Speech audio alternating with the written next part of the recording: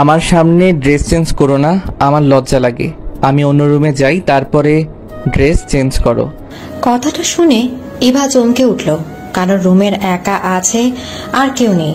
তাহলে কে কথা বলল? আবার বেশ অদ্ভুত একটা ঘ্রাণ নাকে আসছে, মাথাটা ঝিমঝিম করছে। হঠাৎ করে শরীর অস্তিত্ব লাগার কারণ বুঝলো না। খাটের উপর ধপাস করে শুয়ে পড়ল, চোখগুলা ওয়ার্ড্রোবের উপর। সেখানে একজন সুদর্শন যুবক পা দুলিয়ে বসে আছে। এবার একটু শক্তি নেই কথা বলার বা উঠে দাঁড়ানো, প্রায় অজ্ঞান হয়ে যাওয়ার মতো অবস্থান। এরকম ঘটনা আগে কোনোদিন ঘটেনি, আজ প্রথম এমন হচ্ছে। সুদর্শন যুবক ওয়ার্ড্রোবের উপর থেকে নেমে এসে ইভাকে ভালো করে বিছানায় শুয়ে দিল এবং মিষ্টি জাতীয় একটা ফল ইভার মুখে দিল। তাতে ইভা জ্ঞান ফিরে পায়। চোখ মিলে তাকিয়ে দেখে যুবকটি ওর বিছানার পাশে বসে। ইভা লাফিয়ে উঠে খাট থেকে নেমে গিয়ে বলল, কে আপনি? আপনি আমার রুমে কেন এসেছেন? আস্তে কথা বলো, কেউ শুনতে পেলে সমস্যা হবে। আমার রুম থেকে বেরিয়ে যান, নয়তো আমি চিৎকার করব। আচ্ছা বেশ, তুমি চিৎকার করো, তাতে আমার কোনো সমস্যা নেই, কারণ আমাকে কেউ দেখতে পাবে না। আমি তো দেখতে পাচ্ছি। শুধু তুমি দেখতে পারবে তোমার জন্য ফিরে আসা। এসবের মানে কি? আমাকে মিথ্যা বলে ধোকা দিয়ে পালিয়ে যাবেন? তা হবে না, আমি এক্ষুনি বাড়ির সবাইকে ডেকে আনবো। আমি তোমাকে মিথ্যে বলছি না, তোমার যদি বিশ্বাস না হয় তবে চলো, আমি তোমার বাড়ির লোকজনের সামনে যাব। চলুন। ইভা ওর মা বাবার রুমে নক করলো। ও মা রুমে দরজা খুলে বলল, কি রে, তুই এখনো ঘুমাসনি কেন? মা, আমার ঘুম আসছে না, অনেক গরম লাগছে, চার্জার ফ্যানটা দাও। সুদর্শন যুবক ইভার হাত ধরল। ঠান্ডা স্পর্শ পেয়ে ইভা কাঁপুনি দিয়ে উঠল। এবার কাঁপুনি দেখে ওর মা বলল, তোর শরীর ঠিক আছে? এভাবে কাঁপুনি দিয়ে উঠলি কেন? ঠিক আছে, কিন্তু মা, তুমি কি কিছু দেখতে পাচ্ছ? কি দেখবো? আমার সাথে কি কাউকে দেখতে পাচ্ছ? বেশি গরমে কি তোর মাথাটা গেছে? তুই ছাড়া এখানে আর কেউ নেই। ও হ্যাঁ, ফোন দাও। এবার মা চার্জার ফ্যান দিল। এবার রুমে এসে দরজা লক করে খাটে বসে পড়ল। সুদর্শন যুবক হাসছে। তার হাসি দেখে ইভা বলল, আপনি হাসছেন কেন? তোমার কাণ্ড দেখে তোমার মাকে যেভাবে জিজ্ঞাসা করেছো, কেউ আছে নাকি এরকম? সবাই জিজ্ঞাসা করলে তোমাকে পাগল ভাববে। আমি ছাড়া আপনাকে আর কেউ দেখবে না কেন? অনেক কারণ আছে, সবকিছু আস্তে আস্তে জানবে। না, আমি আজকেই জানবো। বলুন তো। শুধু এটা বলবো যে তুমি যখন যা খেতে চাইবে তাই খেতে পারবে, ঘুরতে যেতে চাইলে নিয়ে যাব, এবং কোনো বিপদে পড়লে আমি সাহায্য করব। ইভা মনে মনে বলছে, সত্যি কেউ নিয়ে সব করতে পারবে? একটু পরীক্ষা করে দেখি। এমন জিনিস বলবো যে এখন এনে দেওয়া সম্ভব না। এবার মুখের সামনে সুদর্শন যুবক হাতে তুড়ি বাজিয়ে বলল, মহারানী বলুন আপনার এখন কি চাই? পিৎজা খাবো। আর হ্যাঁ, আপনার নাম কি? আলিফ। আলিফ হাত মুঠো করে কি কি জানো বলে একটা আংটি বের করলো এবং পিৎজা হাজির করলো। ইভা তো অবাক হলো, কি করে এসব হলো? তাহলে কি সত্যি আলিফ মানুষ না? সকাল হলে কাউকে আলিফের বিষয়টা জানাবে, কিন্তু কেউ কি বিশ্বাস করবে এমন ঘটনা? মহারানী, তুমি আমাকে নিয়ে এত ভেবো না, যত ভাববে তত দিশেহারা হবে। আপনি মনের কথাও জানেন, সবকিছু করতে পারেন? আমার ক্ষমতার মধ্যে যা আছে ততটুকু করতে পারি। ও আচ্ছা। পিৎজা খেয়ে নাও। খাবো না, এটা খেলে আমি মরে যাব। আরে পাগল নাকি? পিৎজা খেলে কেউ মরে নাকি? না, আপনি জাদু দিয়েছেন, আমার ক্ষতি করার জন্য এসেছেন। হা হা, আমি তোমার জন্য এসেছি, তোমার ক্ষতি করার সাধ্য আমার নেই। আর কাউকে পেলেন না, আমার ঘাড়ে এসে পড়তে হলো। আলিফ মুচকি হেসে এবার হাতে আংটিটি পরিয়ে দিল। এবার হাতটা ছিটকে সরিয়ে দিয়ে বলল, যখন তখন আমাকে স্পর্শ করবেন না। আমার কোনো খারাপ উদ্দেশ্য নেই, এবং তোমাকে আংটি দেওয়ার কারণ তোমার যে কোনো প্রয়োজনে আংটির দিকে তাকিয়ে আমাকে ডাক দিলে পাবে, তাই। আমি যদি এখন আংটির দিকে তাকিয়ে আপনাকে চলে যেতে বলি, তাহলে কি চলে যাবেন? বলেই দেখো। এবার আংটির দিকে তাকিয়ে পড়ল, আপনি চলে যান। আলিফ সাথে সাথে উধাও হয়ে গেল। রুমের কোথাও আলিফ নেই। 5 মিনিট ধরে দেখলে আলিফ আসে কিনা, কিন্তু না, আসেনি। তাই ইভা আবার আংটির দিকে তাকিয়ে বলল, আপনি আসুন। সাথে সাথে আলিফ চলে এলো। মহারানী, আমি চলে এলাম। এবার বিশ্বাস হলো তো আমি সাধারণ কিছু না? বিশ্বাস করেছি। এখন তো পিৎজা খেয়ে নাও। আলিফের কথা শুনে এবার পিৎজা খাওয়া শুরু করলো। পিৎজার স্বাদ অদ্ভুত রকমের ভালো লাগছে, এত মজা যে আবার একটা পিৎজা খেতে চাইলো। আলিফ এনে দিল।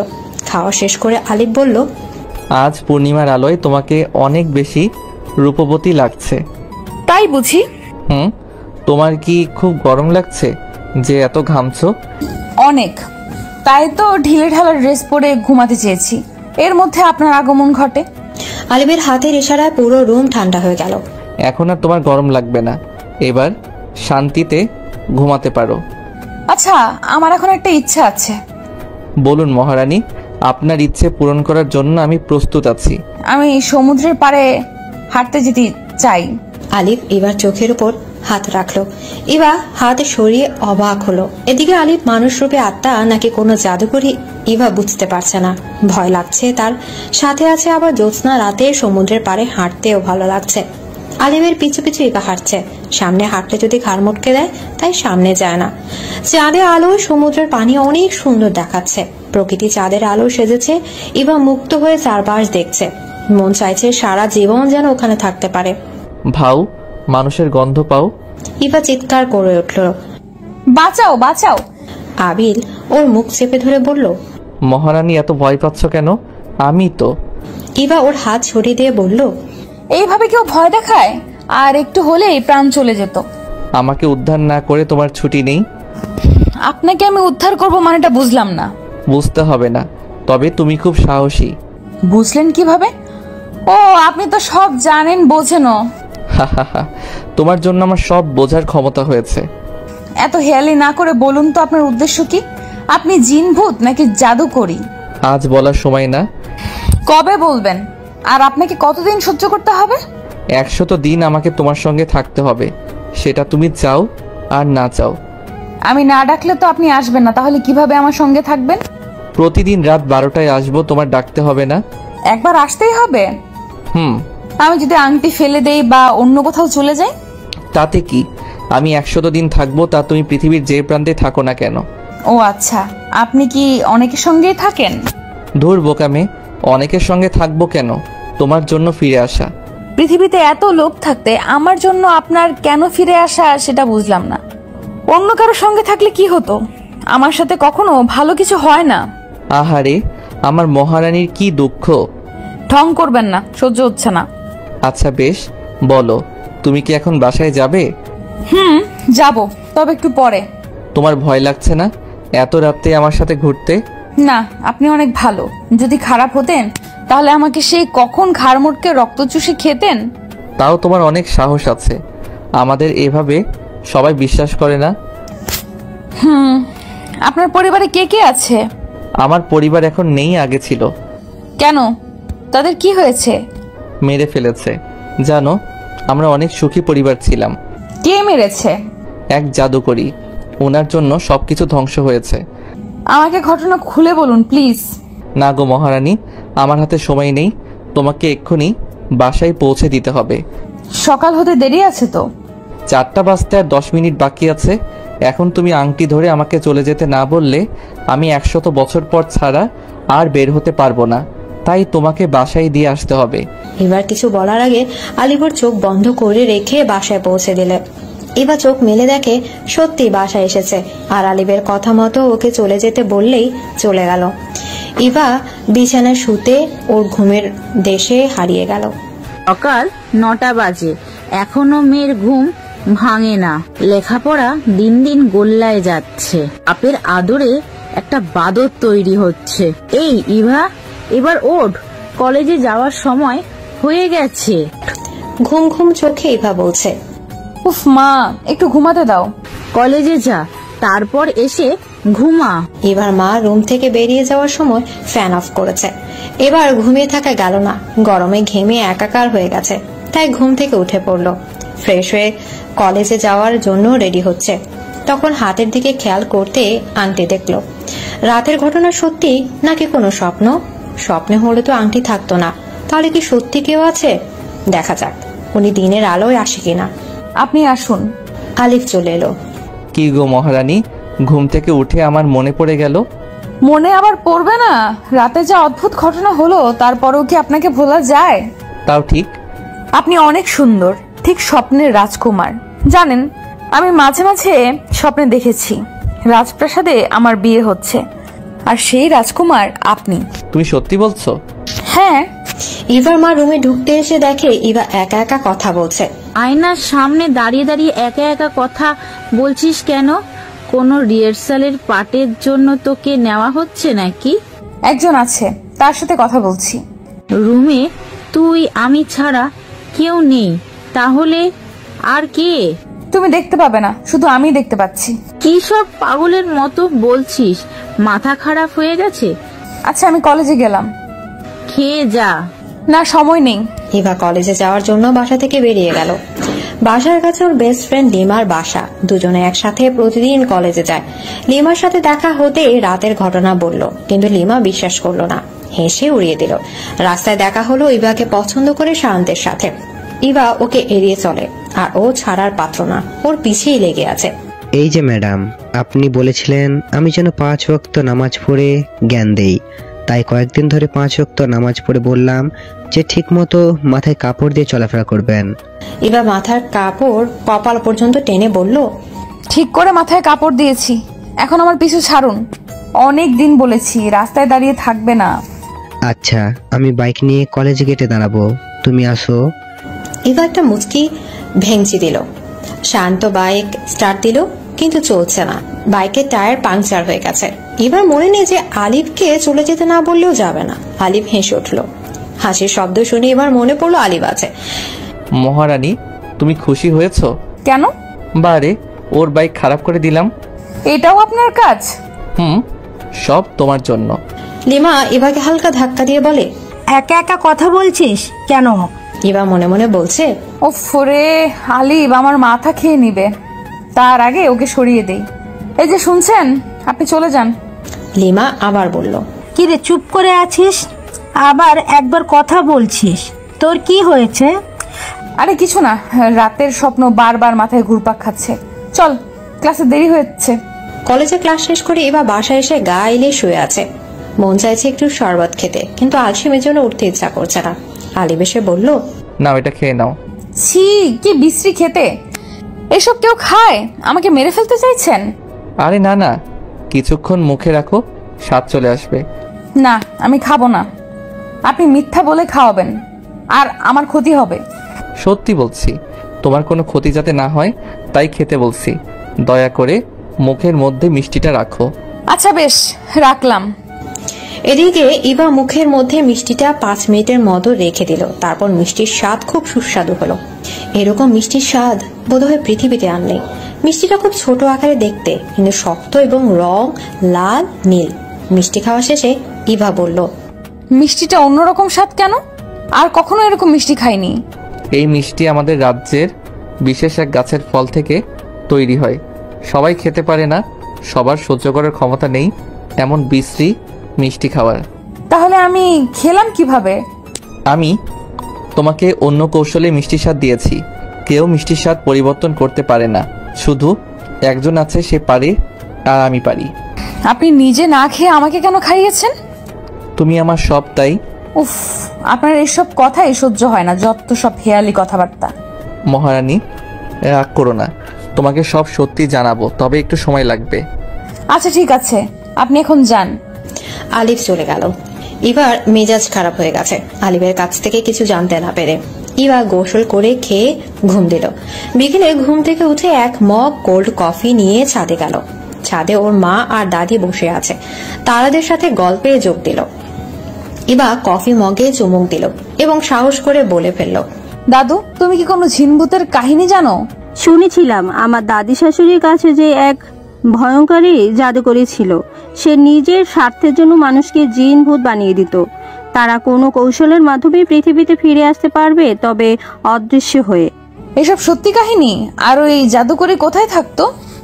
আমাদের বাড়ির পেছনে যে বাগান বাড়ির মতো আছে, ওইখানে তাদের পূর্বপুরুষের বাড়ি ছিল। আজ পর্যন্ত বাগান বাড়িতে যাইনি, তোমার কথা শুনে যেতে ইচ্ছে করছে। এবার মা চেঁচিয়ে উঠল, খবরদার না, ওখানে যেন কোনোদিনও যেতে না দেখি। আহ বৌমা, এত কিছু বুঝো নাকি? ওকে বকো না। আবার আদর পেয়েও দিনে দিন বাদরের মতো গাছে চড়ে বসে আছে। গাছ থেকে টেনে নিচে নামিয়ে আনতে হবে। মা, তুমি বেশি কথা বলো না তো। দাদির সাথে ভূতের গল্প করতে দাও। হঠাৎ তোর এত ভূত পেত নিয়ে কৌতূহল হলো কেন? আর রাতের বেলায় বলছিস কাউকে দেখতে পাচ্ছ নাকি? তোর কি হয়েছে বলতো? ভূতের গল্প পড়েছি, তাই সত্যিই ভূত বলতে কিছু আছে কিনা জানতে চাই। প্লিজ দাদু, তুমি আরো কিছু জানলে বলো। লোকে বলা বলি করে অমাবস্যার রাতে এই বাড়িতে কালো ধোয়ার মতো দেখা যায়। আমি এসব শুনে কোনোদিন অমাবস্যার রাতে জানালা খুলে ঘুমাইনি। ও আচ্ছা, চলো নিচে যাই। টিপ টিপ বৃষ্টি পড়া শুরু হলো। ইভা নিজের রুমে এসে ভাবতে লাগলো। দাদির কথাগুলোর সাথে অলিভের মিল আছে। তাহলে কি জাদুকরি অলিভের ক্ষতি করেছে? আর যদি ক্ষতি হবেই, আমার সাথে ওর সম্পর্ক কি? আমার জন্য ওর ফিরে আসা কেন? রাতে তো আমি ওকে ডাকিনি, এমনি এমনি চলে এলো কেন? সব প্রশ্নের উত্তর অলিভের দিতে হবে। এখনই অলিভকে ডাকবো। ইভা আলিফকে ডাকবে, ঠিক সেই সময় প্রচুর বৃষ্টি শুরু হলো, সাথে কারেন্টও চলে গেল। ফোনে ফ্ল্যাশ লাইট অন করে আলিফকে ডাকলো। আলিফ রুমে জুড়ে নানা রকমের মোমবাতি জ্বালিয়ে দিল। ইভা অবাক দৃষ্টিতে তাকিয়ে আছে আলিফের দিকে। মোমবাতির আলোয় আলিফকে অনেক সুন্দর দেখাচ্ছে। আলিফ ওর বাস্তবের নায়ক হলে কত ভালো হতো, কিন্তু না, আলিফ তো সাধারণ মানুষ না। কি গো মহারানী, আমার প্রেমে পড়লে নাকি? এবার ধ্যান ভাঙে আলিফের কথায়।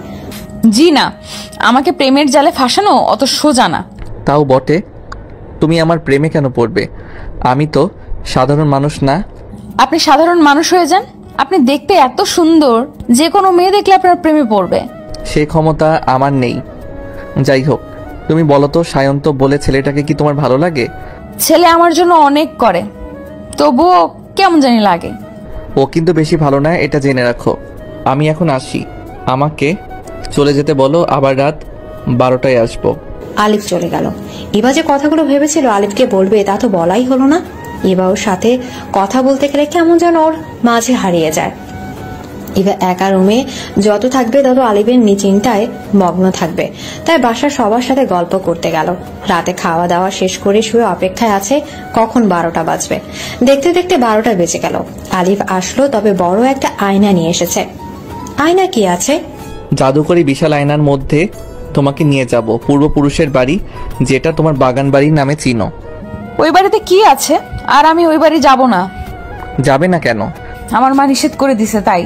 তোমার মা তো জানে না তোমার সাথে আমি আছি, তাই নিষেধ করে দিছে। কিন্তু তোমাকে যে আমার সাথে যেতেই হবে, নয়তো আমার বেশি সময় লাগবে কাজ শেষ করতে। আমি বাগান বাড়ি গিয়ে কি করব, তাও আবার রাতের বেলা? একটা পুকুরের মধ্যে অনেক পদ্ম ফুল আছে, সেই পুকুর থেকে তোমাকে পদ্ম ফুল এনে রাখতে হবে অমাবস্যা রাত পর্যন্ত। তারপর কি করতে হবে সেটা অমাবস্যা রাতে বলবো। আচ্ছা বুঝলাম, কিন্তু আমার বা আবার আমার পরিবারের কোনো ক্ষতি হবে না তো? প্লিজ, আপনি আমাদের কারো ক্ষতি করবেন না। আরে না, আমি কারো ক্ষতি করব না। আচ্ছা চলুন। আলিফ জাদুকরি আয়নার সাহায্যে ইভাকে নিয়ে বাগান বাড়ি গেল। চারপাশে অনেক গাছ, লতা পাতা, পরিত্যক্ত বাড়ি আর পুকুর আছে। এবার সাহস করে আলিফের হাত ধরলো। আলিফ পুকুর পাড়ে দাঁড়িয়ে আয়না থেকে আলো তৈরি করলো। পুকুরে পদ্ম ফুলগুলো স্পর্শ দেখা যাচ্ছে। ইভা পুকুরের পাশ থেকে একটা পদ্ম ফুল তুলে নিয়ে বলল, একটা পদ্ম নিলেই কি হবে নাকি আরো লাগবে? না। আপনাকে এত গম্ভীর দেখাচ্ছে কেন? অনেক বছর পরে পুরনো স্মৃতি চোখের সামনে দেখে কষ্ট হচ্ছে। আপনি এখানে থাকতেন? মাঝে মাঝে আসতাম। আমাদের মিথ্যে কথা বলে ধ্বংস সব করে দিছে। কোনোভাবে কি প্রতিশোধ নিয়ে জাদুকরীকে শেষ করা যায় না? জাদুকরি শেষ হয়ে গেছে, নিজের স্বার্থ তাকে শেষ করছে। ও চলুন, আমরা বাসায় ফিরে যাই। হ্যাঁ চলো। আলিফ ইভাকে নিয়ে বাসায় ফিরে এলো। আলিফ একটা রূপোর ছোট্ট কলসির পানিতে পদ্ম ফুল রেখে দিল আর বলল, শুনো, যত্ন করে ফুলটা রাখবে, প্রতিদিন ফুলের পানি পরিবর্তন করবে। আমি ভাবতে পারিনি তুমি এত ভালো হবে। তোমার জন্য ফিরে আসা হলেও তুমি ভালোভাবে আমাকে মেনে নিবে তা জানা ছিল না। আপনি ভালো মানসিকতা দেখিয়েছেন বলে আমি ভালো। খারাপ জিনভূত হলে কবে আপনাকে তাড়িয়ে দিতাম। খারাপ হলেও তাড়িয়ে দিতে পারতে না। ইস, বললেই হলো নাকি, ঝাড়ুর বাড়ি মেরে বিদায় করতাম। থাক বাবা, আমি ঝাড়ুর বাড়ি খেতে চাই না, তুমি ঘুমাও। চলে গেলাম। আচ্ছা যান। আলিফ চলে গেল আর ইভাও ঘুমিয়ে গেল। সকালে এবার ঘুম ভাঙে চেঁচামেচি শুনে। কিসের জন্য এত চেঁচামেচি তা দেখতে গিয়ে শুনে পাশের বাসার একজনে রাতের বেলা দেখেছে ইভাকে যাওয়া হাওয়ায় উড়ে বাগান বাড়িতে যেতে, তাই দেখতে এসেছে ইভা ঠিক আছে নাকি। ইভাকে দেখে এই লোকটা বিশ্বাস করলে জন্য ভুল দেখেছে। এসব শুনে ইভা রেগে মেগে হাতের আংটিটা খুলে রেখে দিল। কলেজে যাওয়ার সময় সায়ন্ত সামনে পড়ে। ইভা শান্তকে দেখেও না দেখায় ভান করে এড়িয়ে চলে যাচ্ছে। শান্ত বারবার ইভাকে ডাকছে কিন্তু কোনো সাড়া দিচ্ছে না। ইভার সাথে আজকে লিমাও নেই, একা আছে, তাই শান্তনের সাথে কথা বলতে চাইছে না। হঠাৎ করে ইভা অনুভব করে ওর ওড়নার টান টেনে ধরেছে। পেছনে ফিরে দেখে শান্ত ওর ওড়না টেনে ধরেছে। এরকম অসভ্যতা দেখে ঠাস ঠাস থাপ্পড় মেরে দিল। শান্ত অপমান সইতে না পেরে ইভাকে কোলে তুলে নিয়ে গাড়িতে উঠায়। শান্ত কুর্তা টাইপের, তাই আশেপাশে কেউ কিছু বলছে না। ইভা কি করবে কিছু বুঝে উঠতে পারছে না। হাতের আংটি থাকলে তো আলিফ আসতো, এখন তো আলিফ আসবে না, তাহলে কি শান্তর ক্ষতি করবে? ইভার সামনে কি যেন স্প্রে করা হলো। ইভা অজ্ঞান হয়ে গেছে। জ্ঞান ফিরে নিজেকে আবিষ্কার করলো একটি বাড়িতে। আজকে বাসায় কেউ নেই, তাহলে বুঝতে পারছো তোমার সাথে কি হতে পারে। আপনাকে আমি অনেকবার বলেছি আপনার মতো খারাপ মানুষের সাথে আমি রিলেশন করব না, তারপরও আপনি কেন আমার ক্ষতি করতে চাইছেন? আমি তোমাকে খুব ভালোবাসি, তোমার জন্য মারামারি করা বাদ দিয়েছি, 5 ওয়াক্ত নামাজ পড়া শুরু করেছি। তুমি আমার ভালোবাসা গ্রহণ না করে উল্টো অপমান করছো। হ্যাঁ হ্যাঁ, আপনাকে অপমান করেছি, বেশ করেছি। এখন বুঝলাম থাপ্পড় মারা কম হয়ে গেছে। আপনার যদি সত্যি আমার জন্য ভালোবাসা থাকতো তাহলে ভালোবাসার মানুষের ক্ষতি করতে চাইতেন না। আমি তোমার কোনো ক্ষতি করব না, শুধু একবার ভালোবাসি বলো। মরে গেলেও বলবো না। তুমি নিজের ক্ষতি নিজে ডেকে আনতে চাইছো। আমি চিৎকার করব, আমার কাছে আগাবে না। বাইরে অনেক বৃষ্টি হচ্ছে, তোমার চিৎকার কেউ শুনবে না, আর শুনলেও কেউ আসবে না। এদিকে শান্ত ইভার কাছে এগিয়ে গেল, ইভাকে দেয়ালের সাথে পিঠ ঠেকিয়ে দিল। ইভা গায়ের সমস্ত শক্তি দিয়ে শান্তকে ধাক্কা মেরে নিচে ফেলে দিয়ে দৌড় দিল। পুরো বাসা অন্ধকার হয়ে রয়েছে, কারেন্টও নেই। মেন দরজা কোনটা ইভা বুঝতে পারছে না। বিপদে বললে মাথাও কাজ করে না, কি করবে না করবে। ইভা ডাইনিং টেবিলের নিচে গিয়ে বসলো। শান্ত ফ্লোনের ফ্ল্যাশ লাইট অন করে ইভাকে খুঁজছে। ঠিক সে সময় শান্ত দেখলো কালো ধোঁয়া উঠতে। গ্যাস অন করা না, তাহলে ধোঁয়া আসছে কোথা থেকে? ধীরে ধীরে সারা ঘর ধোঁয়ায় ভরে যাচ্ছে। শান্ত ভয় পেয়ে গেছে যে ঘরের আশেপাশে আগুন লেগেছে, তার জন্য ঘর ধোঁয়ায় ভরে গেছে। তাই শান্ত এবার কথা না ভেবে বাসা থেকে বেরিয়ে গেল। এবার টেবিলের নিচে বসে কাঁদছে, ওর প্রাণ এই বুঝে গেল। শান্ত বাসা থেকে বেরিয়ে গেছে দেখে এবার সাহস করে চোখ মুছতে মুছতে টেবিলের নিচ থেকে বেরিয়ে এসে দেখে আলিফ ওর সামনে দাঁড়িয়ে। আলিফকে দেখে যেন ইভা প্রাণ ফিরে পেল। সাথে সাথে আলিফকে জড়িয়ে ধরে হাউ মাউ করে কেঁদে দিল। আলিফ ইভার মাথায় হাত বুলিয়ে বলল, আমার মহারানী বিপদে পড়েছে, আর আমি আসবো তা কি হয়? আপনি খুব পচা, আসতে তো দেরি করলেন কেন? আমি না আসলেই বা কি? তুমি তো রাগ করে আমার দেওয়া আংটি ফেলে দিছো। একজন এসে বলেছে আমাকে হাওয়ায় উড়ে বাগান বাড়ি যেতে দেখে। আমি ভেবেছি আপনি আমার ক্ষতি করছেন, নয়তো আমাকে কেউ বাগান বাড়ি যেতে দেখতো না। মহারানী, তুমি সাহসী সেটা জানতাম, কিন্তু যে বলদিও জানতাম না। কি আমি বলদি? তা নয়তো কি? হ্যাঁ, তুমি মানুষ, তোমাকে তো সবাই দেখবেই। তোমাকে তো আমি অদৃশ্য করে দেইনি। তোমাকে কেউ যদি অবিশ্বাস্য ব্যাপারে দেখে, সেটা নিয়ে আমার সাথে কথা বলে দেখতে আমি তোমাকে রক্ষা করার জন্য প্রস্তুত থাকি। আমার ভুল হয়ে গেছে, রাগের মাথায় বুঝতে পারিনি। তুমি ভুল করলেও আমার মহারানী, তোমার উপর আমি রাগ করে থাকতে পারবো না। চলো বাসায় পৌঁছে দেই। আপনি অনেক বেশি ভালো। আলিফ মুচকে হাসলো। বাসায় গিয়ে আবার আলিফ ইভার হাতে আংটিটি পরিয়ে দিল। ইভা আলিফকে জিজ্ঞেস করলো, সায়ন্তনের বাড়ির আশেপাশে আগুন লেগেছিল, কিন্তু কোথাও পোড়া গন্ধ পেলাম না, কেন শুধু ধোঁয়া উঠছে? আমি ধোঁয়া তৈরি করেছি যাতে ও ভয় পেয়ে পালিয়ে যায়, আর আমি তোমাকে নিয়ে আসতে পারি। সায়ন্তকে একটা উচিত শিক্ষা দিতে হবে।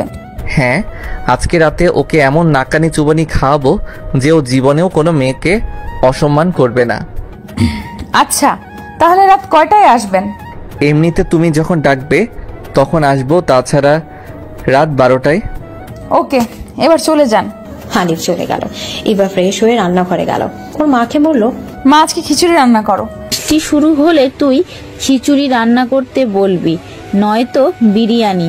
তাই আমি তোর বলার আগেই খিচুড়ি রান্না করে আছি।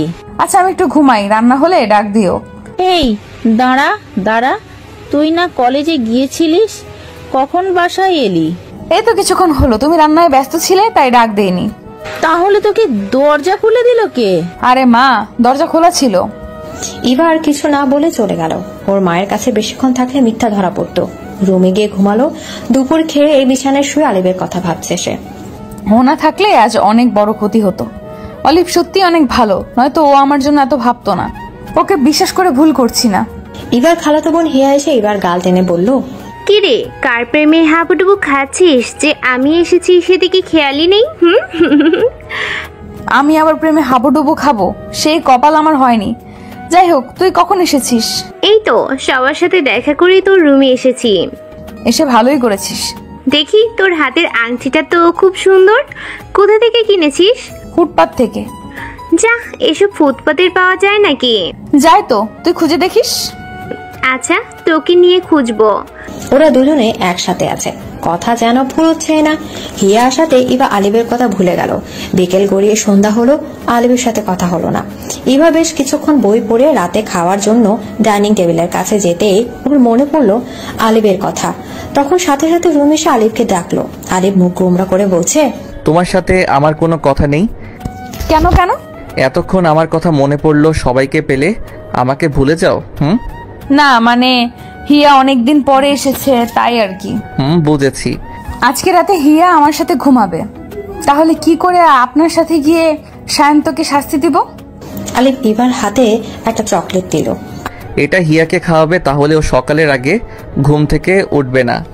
আচ্ছা, এবার আপনি যান। আলিফ চলে গেল। রাতে খেয়ে ইভা হিয়াকে চকলেট খাওয়ালে তাতেও ঘুমে মগ্ন হলো। রাত 12টায় আলিফ এসে ইভাকে সায়ন্তের বাসায় নিয়ে গেল। রুমে দরজা খোলার শব্দ শুনে সায়ন্ত শোয়া থেকে উঠে বসে বলে, কে তুমি? আমি তোর জম। বলে ইভা রুমে দরজা লক করে দেয়। এ কি, দরজা লক করো কেন? এবার চুলগুলো এলোমেলো করে রাখা, মুখ দেখা যায় না। রুমে ধোয়া ভরে গেছে। এবার মোমবাতি জ্বালিয়ে হাতে নিয়ে ধীরে ধীরে শান্তনের দিকে এগিয়ে যায়। আলিফ শান্তকে শূন্যে ভাসিয়ে পুরো রুম জুড়ে ঘোরায়। আর এবার হাসতে হাসতে বলে, তোকে এখানে মেরে লাশ ঘুম করে দেব। আজ তোকে কেউ বাঁচাতে পারবে না। তুই মেয়েদের অসম্মান করিস, তার শাস্তি তো তোকে পেতেই হবে। আলিফ শান্তকে ধপাস করে নিচে ফেলে দেয়। কোমরে, মাথায়, হাতে পায়ে প্রচন্ড ব্যথা পেয়েছে। কোনো মতে কাকুতে মিনতি করে বলে তাকে যেন এবারের মতো মাফ করে দেয়, আর কোনো দিন কোনো মেয়েকে অসম্মান করবে না। ওরা সায়ন্তনের ওখান থেকে চলে আসে। বাসায় ফিরে ইভা ঘুমালো। এই মহারানী, আমার বুকের মাথা রেখে আর কত ঘুমাবে? এবার তো উঠো। একটু ঘুমাই, তুমি থাকো আমার কাছে। না গো, তোমার এখন উঠতে হবে। সকাল 10টা বাজে। ইভা আলিফকে জড়িয়ে ধরে আছে। আলিফ ইভাকে উঠিয়ে বসায়। ইভা ভালো করে চোখ মেলে দেখে আলিফ। সকালবেলা আলিফ আসলো কিভাবে? ইভা তো ডাকেনি, তাহলে কেন এসেছে? এটা ভেবে আলিফকে জিজ্ঞেস করলো, আপনি কেন এসেছেন? আমি তো আপনাকে ডাকিনি। মেয়ে কি বলে? এতক্ষণ আমার বুকে মাথা রেখে আমাকে কোলবালিশ বানিয়ে ঘুমালো, আবার বলে ডাকিনি। তাহলে কি আমি ইচ্ছে করে এসেছি? কি, আমি আপনার বুকে মাথা রেখে ঘুমিয়েছি? হ্যাঁ, তুমি ঘুমের মধ্যে বলেছ আমাকে আসতে, তাই এসেছি। আমি স্বপ্ন দেখছিলাম আপনার সাথে ঘুরতে আসি, আর আমাদের বাসর। আর কি বলো? কিছু না, এবার যান। কেউ আমাকে একা একা বকবক করতে দেখলে পাগলা গারোতে দিয়ে আসবে। আমি তো চলে যাব, তবে আমার মহারানী যে একটু হলেও আমার প্রেমে পড়েছে তা বেশ বুঝতে পারছি। এত বেশি বুঝতে আপনাকে কেউ বলেনি। আচ্ছা, বেশি বুঝলাম না, যেদিন মহারানী বোঝাবে সেটা বুঝবো। এবার চলে যান। আলিফ চলে গেল। এবার খুব লজ্জা পেল আলিফের সাথে এমন ঘটনা হওয়ায়। ফ্রেশ হয়ে লিমার কাছে গেল। হিয়া ইভাকে হেসে হেসে বলল, তোর রাজামশাই কে রে? আমার কোনো রাজামশাই নেই। ইস, বললেই হলো নাকি? ঘুমের মধ্যে বলেছিল তো তুই তো রাজামশাইয়ের সাথে ঘুরতে ভালোই লাগছে, আবার বললি তুমি আসো। এসব কাকে বলছিলি? হিবা মনে মনে বলল, তাহলে আলিফ ঠিকই বলেছিল, আমি তাকেই ডেকেছি। এ মা, কি লজ্জা! ঘুমের মধ্যে কি নাকি বলেছি আল্লাহ জানে। কিরে, তার ধ্যানে হারিয়ে গেলি? থুর, তুই যে কি সব বলিস। চল তো, তোকে ঘুরতে নিয়ে যাই। কোথায় যাবি? দুই বোনে মিলে হাওয়া খেয়ে আসি। ইভা বাসা থেকে বের হওয়ার আগে সুযোগ বুঝে আলিফকে ডাকে। ঘুরতে যাওয়ার কথা শুনে আলিফ ওদের সাথে থাকবে বলে দাবি করে। ইভা মেনে নেয়। লিমা আর ইভা দুজনে টুকিটাকি শপিং করলো। রেস্টুরেন্টে বার্গার ফালুদা খেলো। দুপুরের দিকে বাসায় এসে ওদের বাসায় আসতে দেখে ওর মা হাঁপাতে হাঁপাতে এসে বলে, তোদের আসতে এত দেরি হলো কেন? ঠিক সময় এসেছে, আর তুমি হাঁপাচ্ছ কেন? খুন হয়েছে, কারা যেন ওকে মেরে নদীর পাড়ে ফেলে গেছে। আল্লাহ, কি যে বলো, ওনাকে তো কালকেও দেখেছি, তাহলে খুন হলো কখন? কেউ বলছে তাকে সকালেও দেখেছে, আর এখন খুন। কেউ বাসা থেকে একা একা বের হবি না। আচ্ছা। এমন একটা খবর শুনে এবার খুব খারাপ লাগছে। রুমের দরজা বন্ধ করে আলিফকে ডেকে ফয়সালের মৃত্যুর ঘটনা বলে তা শুনে আলিফ বলে, যে খুন করেছে বা যার হাতে আছে এই খুনের পিছনে তাকে শাস্তি পেতে হবে। আপনি শাস্তি পাইয়ে দেন প্লিজ। তুমি খুনের সব তথ্য জোগাড় করবে। আমি কি করে করব? আমি তোমাকে সাহায্য করব, তারপর ওরা শাস্তি পাবে। আচ্ছা, তবে কখন কি করতে হবে? রাতে আসবো। আলিফ চলে গেল। এবার ভাবছে কি করে খুনের তথ্য পাবে, আর তথ্য পেলেও সবার কাছে আসল দোষীকে কি করে শাস্তি পাইয়ে দিবে। এমন ঘটনা এলাকায় প্রথম হলো। মাথা ঝিমঝিম করছে, তাই বিছানায় শুয়ে পড়ল। সন্ধ্যার দিকে অ্যাম্বুলেন্সের শব্দ শুনে জানালার কাছে গিয়ে দেখলো যে খুন হয়েছে তার লাশ নিয়ে আনা হয়েছে। এবার জানালা বন্ধ করে দিয়ে নামাজ পড়লো। আশেপাশে খুব কান্নাকাটির শব্দ। এবার খুব লাগছে। আজকে একা থাকতে ইচ্ছা করছে না, কিন্তু আলিফের সাথে কথা বলতে হলে একা থাকতে হবে। তার থেকে রাতে একেবারে কথা হবে, তাই আলিফকে ডাকেনি। এবার ঘুমিয়েছে। রাত 12টা বাজে। আলিফ এসে বলল, না না, আমি এসব পারবো না, আমার ভয় করে। এসব আপনি করুন। আরে তোমাকে করতে হবে, নয়তো আমার উদ্দেশ্য সফল হবে না। কি উদ্দেশ্য আগে বলুন। আমার মহারানীকে আমার করে পাবে না যদি আমার মহারানী আমার কথা না শুনে। আপনি তো জিন ভূত, আপনার সাথে মানুষ থাকবে কি করে? এত কথা বলো না তো, এবার চলো আমার সাথে। আলিফ ইভাকে বাগান বাড়িয়ে নিয়ে গেল। সেখান থেকে 4টা কালো গোলাপ নিয়ে ফয়সালের বাড়ির 4 কোণে 4টা গোলাপ পুঁতে রাখলো। আলিফ বলল, এখন জানতে পারতে ফয়সালের খুনিকে? আপনি তো জানেন কে খুনি, তাহলে বলুন। খুনি এই বাড়ির মধ্যে আছে। তুমি আমার সাথে আসো, একটু ভয় পাবে না, বুঝছো? আলিফ আর ইভা ধীরে ধীরে ফয়সালদের বাড়িতে ঢুকছে। ওরা ঢোকার সময় কারেন্ট চলে গেল। পুরো বাড়ি অন্ধকার। একটা রুমের দরজা খুলে কাকে যেন আলিফ শূন্যে তুলে দিল। এলোপাতারি থাপ্পড় দিয়ে লোকটাকে দেয়ালের সাথে মিশিয়ে গলায় ছুরি ধরে আলিফ বলল, তুই কি এখনো স্বীকার করবি না যে তোর ভাইকে তুই খুন করেছিস? না, আমি খুন করিনি। আর তুই কে আমার গায়ে হাত তোলার? তুই জানিস এর শাস্তি কি হতে পারে? আগে তুই বেঁচে থেকে আমার শাস্তির কথা ভাবিস। আমাকে শাস্তি দেওয়ার ক্ষমতা কারো নেই। আমার কাছে তোকে শাস্তি দেওয়ার ক্ষমতা দেখবি তোর কি করতে পারি। আলিফের চোখ বড় হয়ে রক্তবর্ণ হয়ে গেছে। গায়ে প্রচন্ড শক্তি নিয়ে এক হাতে লোকটাকে উপরে তুলে দিল। ফ্লোরে অনেকগুলো ছুরি সোজা করে রাখা, সারা রুম কাঁচ ভাঙা ছড়িয়ে ছিটিয়ে রাখা। ইভা আলিফের ভয়ঙ্কর রূপ দেখে ভয় পেয়ে গেল। আলিফ সত্যি অনেক কিছু করতে পারে। ওর ভালো মন মানসিকতার সাথে খুব খারাপ রূপ আছে, সেটা আজ ইভা দেখলো। লোকটাকে জিজ্ঞেস করলো, তুই সত্যি কথা স্বীকার করবি নাকি নিচে ফেলে দিব? না না, আমি সব সত্যি কথা বলবো। দয়া করে আমার মেরে ফেলবেন না। আলিফ আস্তে করে লোকটাকে বিছানার উপর নামিয়ে দেয়। তারপর লোকটাকে নিচ থেকে বলা শুরু করলো, হ্যাঁ, আমি আমার বাইকে খুন করেছি। কয়েকদিন ধরে ব্যবসায়ী টাকার জন্য চাপ দিচ্ছিল। আমার পক্ষে টাকা দেওয়া সম্ভব না, তাই কয়েকজন লোক ঠিক করে ওকে মেরে ফেলেছি। ভেবেছিলাম ওর লাশ পুড়িয়ে দিব, কিন্তু খুন করার পর আমাদের কেউ একজন দেখে ফেলে। সেটা বুঝতে পেরে লাশ রেখে চলে আসি। ও তো ওর প্রাপ্য টাকা চেয়েছিল, এটা ওর দোষ না। শুধুমাত্র টাকার জন্য নিজের ভাইকে খুন করে দিতে হলো। হ্যাঁ, মেরে ফেলা ছাড়া কোনো উপায় ছিল না। ওর সব টাকা ফেরত দেওয়া মানে আমি ভিখারি। আলিফ লোকটাকে থাপ্পড় মেরে বলল, তোদের মতো কিছু স্বার্থপর লোকদের জন্য কারো সুন্দর পরিবার নষ্ট হয়ে যায়। এবার তুই সারা জীবনের মতো জেলে পচে মরবি। সকাল হলে সবার সামনে তোর কুকর্মের কথা বলবি, মনে থাকে যেন। আলিফ আসল রূপে ফিরে এসে ইভাকে নিয়ে অদৃশ্য হয়ে গেল। ইভা এতক্ষণ অদৃশ্য হয়েছিল, তবে ও অদৃশ্য হয়েছে বাগান বাড়ির পদ্মফুলের পুকুরে পানিতে হাত ডুবিয়ে। আলিফ ইভাকে ওর বাসায় পৌঁছে দিল। আলিফ বুঝতে পেরেছে ইভা ওকে দেখে ভয় পেয়েছে, তাই আলিফ বলল, মহারানী কি আমাকে দেখে ভয় পেয়েছে? ইভা কাঁদো কাঁদো সুরে বলল, আপনি এত ভয়ঙ্করই আমার জানা ছিল না, নয়তো কোনো দিন আপনার সাথে যেতাম না। আমি সাধারণ মানুষ না, এটা তো জানো। তাহলে কেন ভয় পাও? আপনি যে কারোর ক্ষতি করতে পারেন তাই। যারা অন্যায় করেছে তাদের শাস্তি দেই, তারা ছাড়া আর কারো ক্ষতি করিনি। আমি আপনার কাছে হাত জোর করে বলছি, আপনি আমার পরিবারের কারোর ক্ষতি করবেন না। আমার উদ্দেশ্য সফল না হলেও আমি তোমার পরিবারের কারো ক্ষতি করব না, কথা দিচ্ছি। আপনি এখন যান, আমি ঘুমাবো। আচ্ছা। আলিফ চলে যাওয়ার পর ইভা ঘুম আসছে না। বারবার মনে পড়ছে আলিফের ভয়ঙ্কর রূপ। এতটা ভয় জীবনে আগে কোনোদিন পায়নি। সিদ্ধান্ত নিল কালকে সকালে ওর মাকে আলিফের বিষয়ে সব কথা বলে দিবে। চোখ গেল ওয়ার্ড্রোবের পাশে ফাঁকা জায়গাটাতে, ওখানে পদ্ম ফুল রাখা ছিল। এখানে নেই, তাহলে কোয়েলো কই? শোয়া থেকে উঠে রুমের সব জায়গায় খুঁজতে লাগলো, কিন্তু পদ্ম ফুল নেই। সাথে সাথে আলিফকে ডাকে। পদ্ম ফুলটা খুঁজে পাচ্ছি না, এখন কি হবে? পদ্ম ফুলটা কোথায় রেখেছিলে? আঙুল দিয়ে দেখিয়ে দিল ওয়ার্ড্রোবের পাশের জায়গাটা। ওখানে এসব জিনিস রাখে, কেউ যদি দেখে ফেলে, তাই আমি খাটের নিচে কর্নারে রেখে দিয়েছি। আপনি সরিয়ে রেখেছেন, তা আমাকে বলেননি কেন? আমি ভয় পেয়ে গেছি, যদি কেউ ফেলে দিত তাহলে আপনার কত সমস্যা হতো। মহারানী, বুদ্ধি একটু কম আছে, সেটা জেনে কাজটা করেছি। হ্যাঁ, সব বুদ্ধি তো রাজা মশাইয়ের মাথা ঠাসা। ইস, কি যে দারুণ লাগলো রাজা মশাই শুনে। হয়েছে, আপনি যান। না, আমি থাকি, তুমি ঘুমাও। আপনি থেকে কি করবেন কি শুনি? তোমার ঘুমন্ত মায়াবী চেহারা দেখবো। ঢং না, যান তো। উফ, তুমি ঘুমাও। আলিফ ইবার মাথায় হাত রাখতে ইবা ঘুমিয়ে মগ্ন হলো। সারা রাত আলিফ ইবার ঘুমন্ত চেহারার দিকে তাকিয়ে থাকে।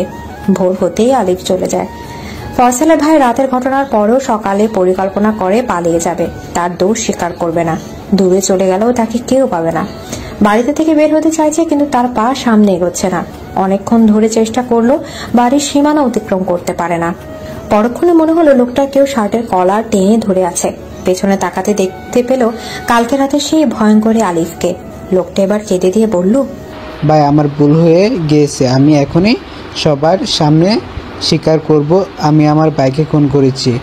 রাতের ঘটনার পরেও তোর এত সাহস দেখে অবাক হচ্ছি। তুই ভেবেছিলি পালিয়ে গেলে তোকে কেউ ধরতে পারবে না, কিন্তু তোর থেকে আমার বুদ্ধি যে বেশি, তাই তোর বাড়ির চার কোণে 4টা কালো গোলাপ রেখে দিয়েছি, যাতে তুই বাড়ির সীমানা অতিক্রম করতে না পারিস। মাফ চাই, আর কোনোদিন কারো ক্ষতি করব না। সবার সামনে স্বীকার কর যা। লোকটা সবার সামনে দোষ স্বীকার করে এবং তার সাথে সাথে আরো যারা ছিল তাদেরও ধরিয়ে দেয়।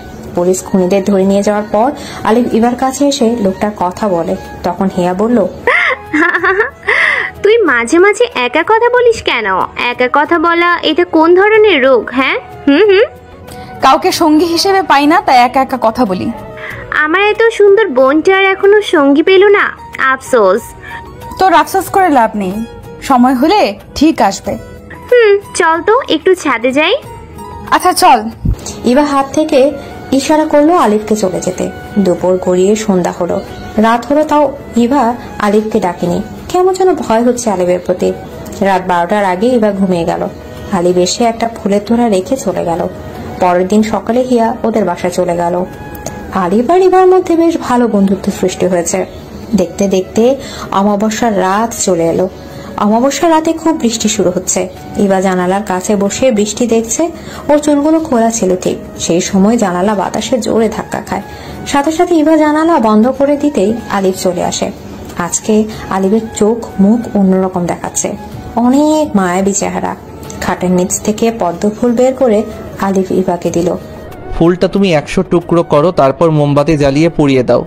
এসব করলে কি হবে? আমার অতীতের কথা তোমাকে বলতে পারবো, আমি নতুন জীবন ফিরে পেতে সক্ষম হতে পারবো। আচ্ছা। আলিফের কথা মতো ইবা মোমবাতি জ্বালিয়ে ফুলটা পুড়িয়ে দিচ্ছে। আস্তে ধীরে আলিফের শরীর নিস্তেজ হয়ে পড়ছে। ইবা বেশ কয়েকবার আলিফকে ডাকলো, কিন্তু কোনো সারা শব্দ নেই। এখন কি করবে বুঝতে পারছে না।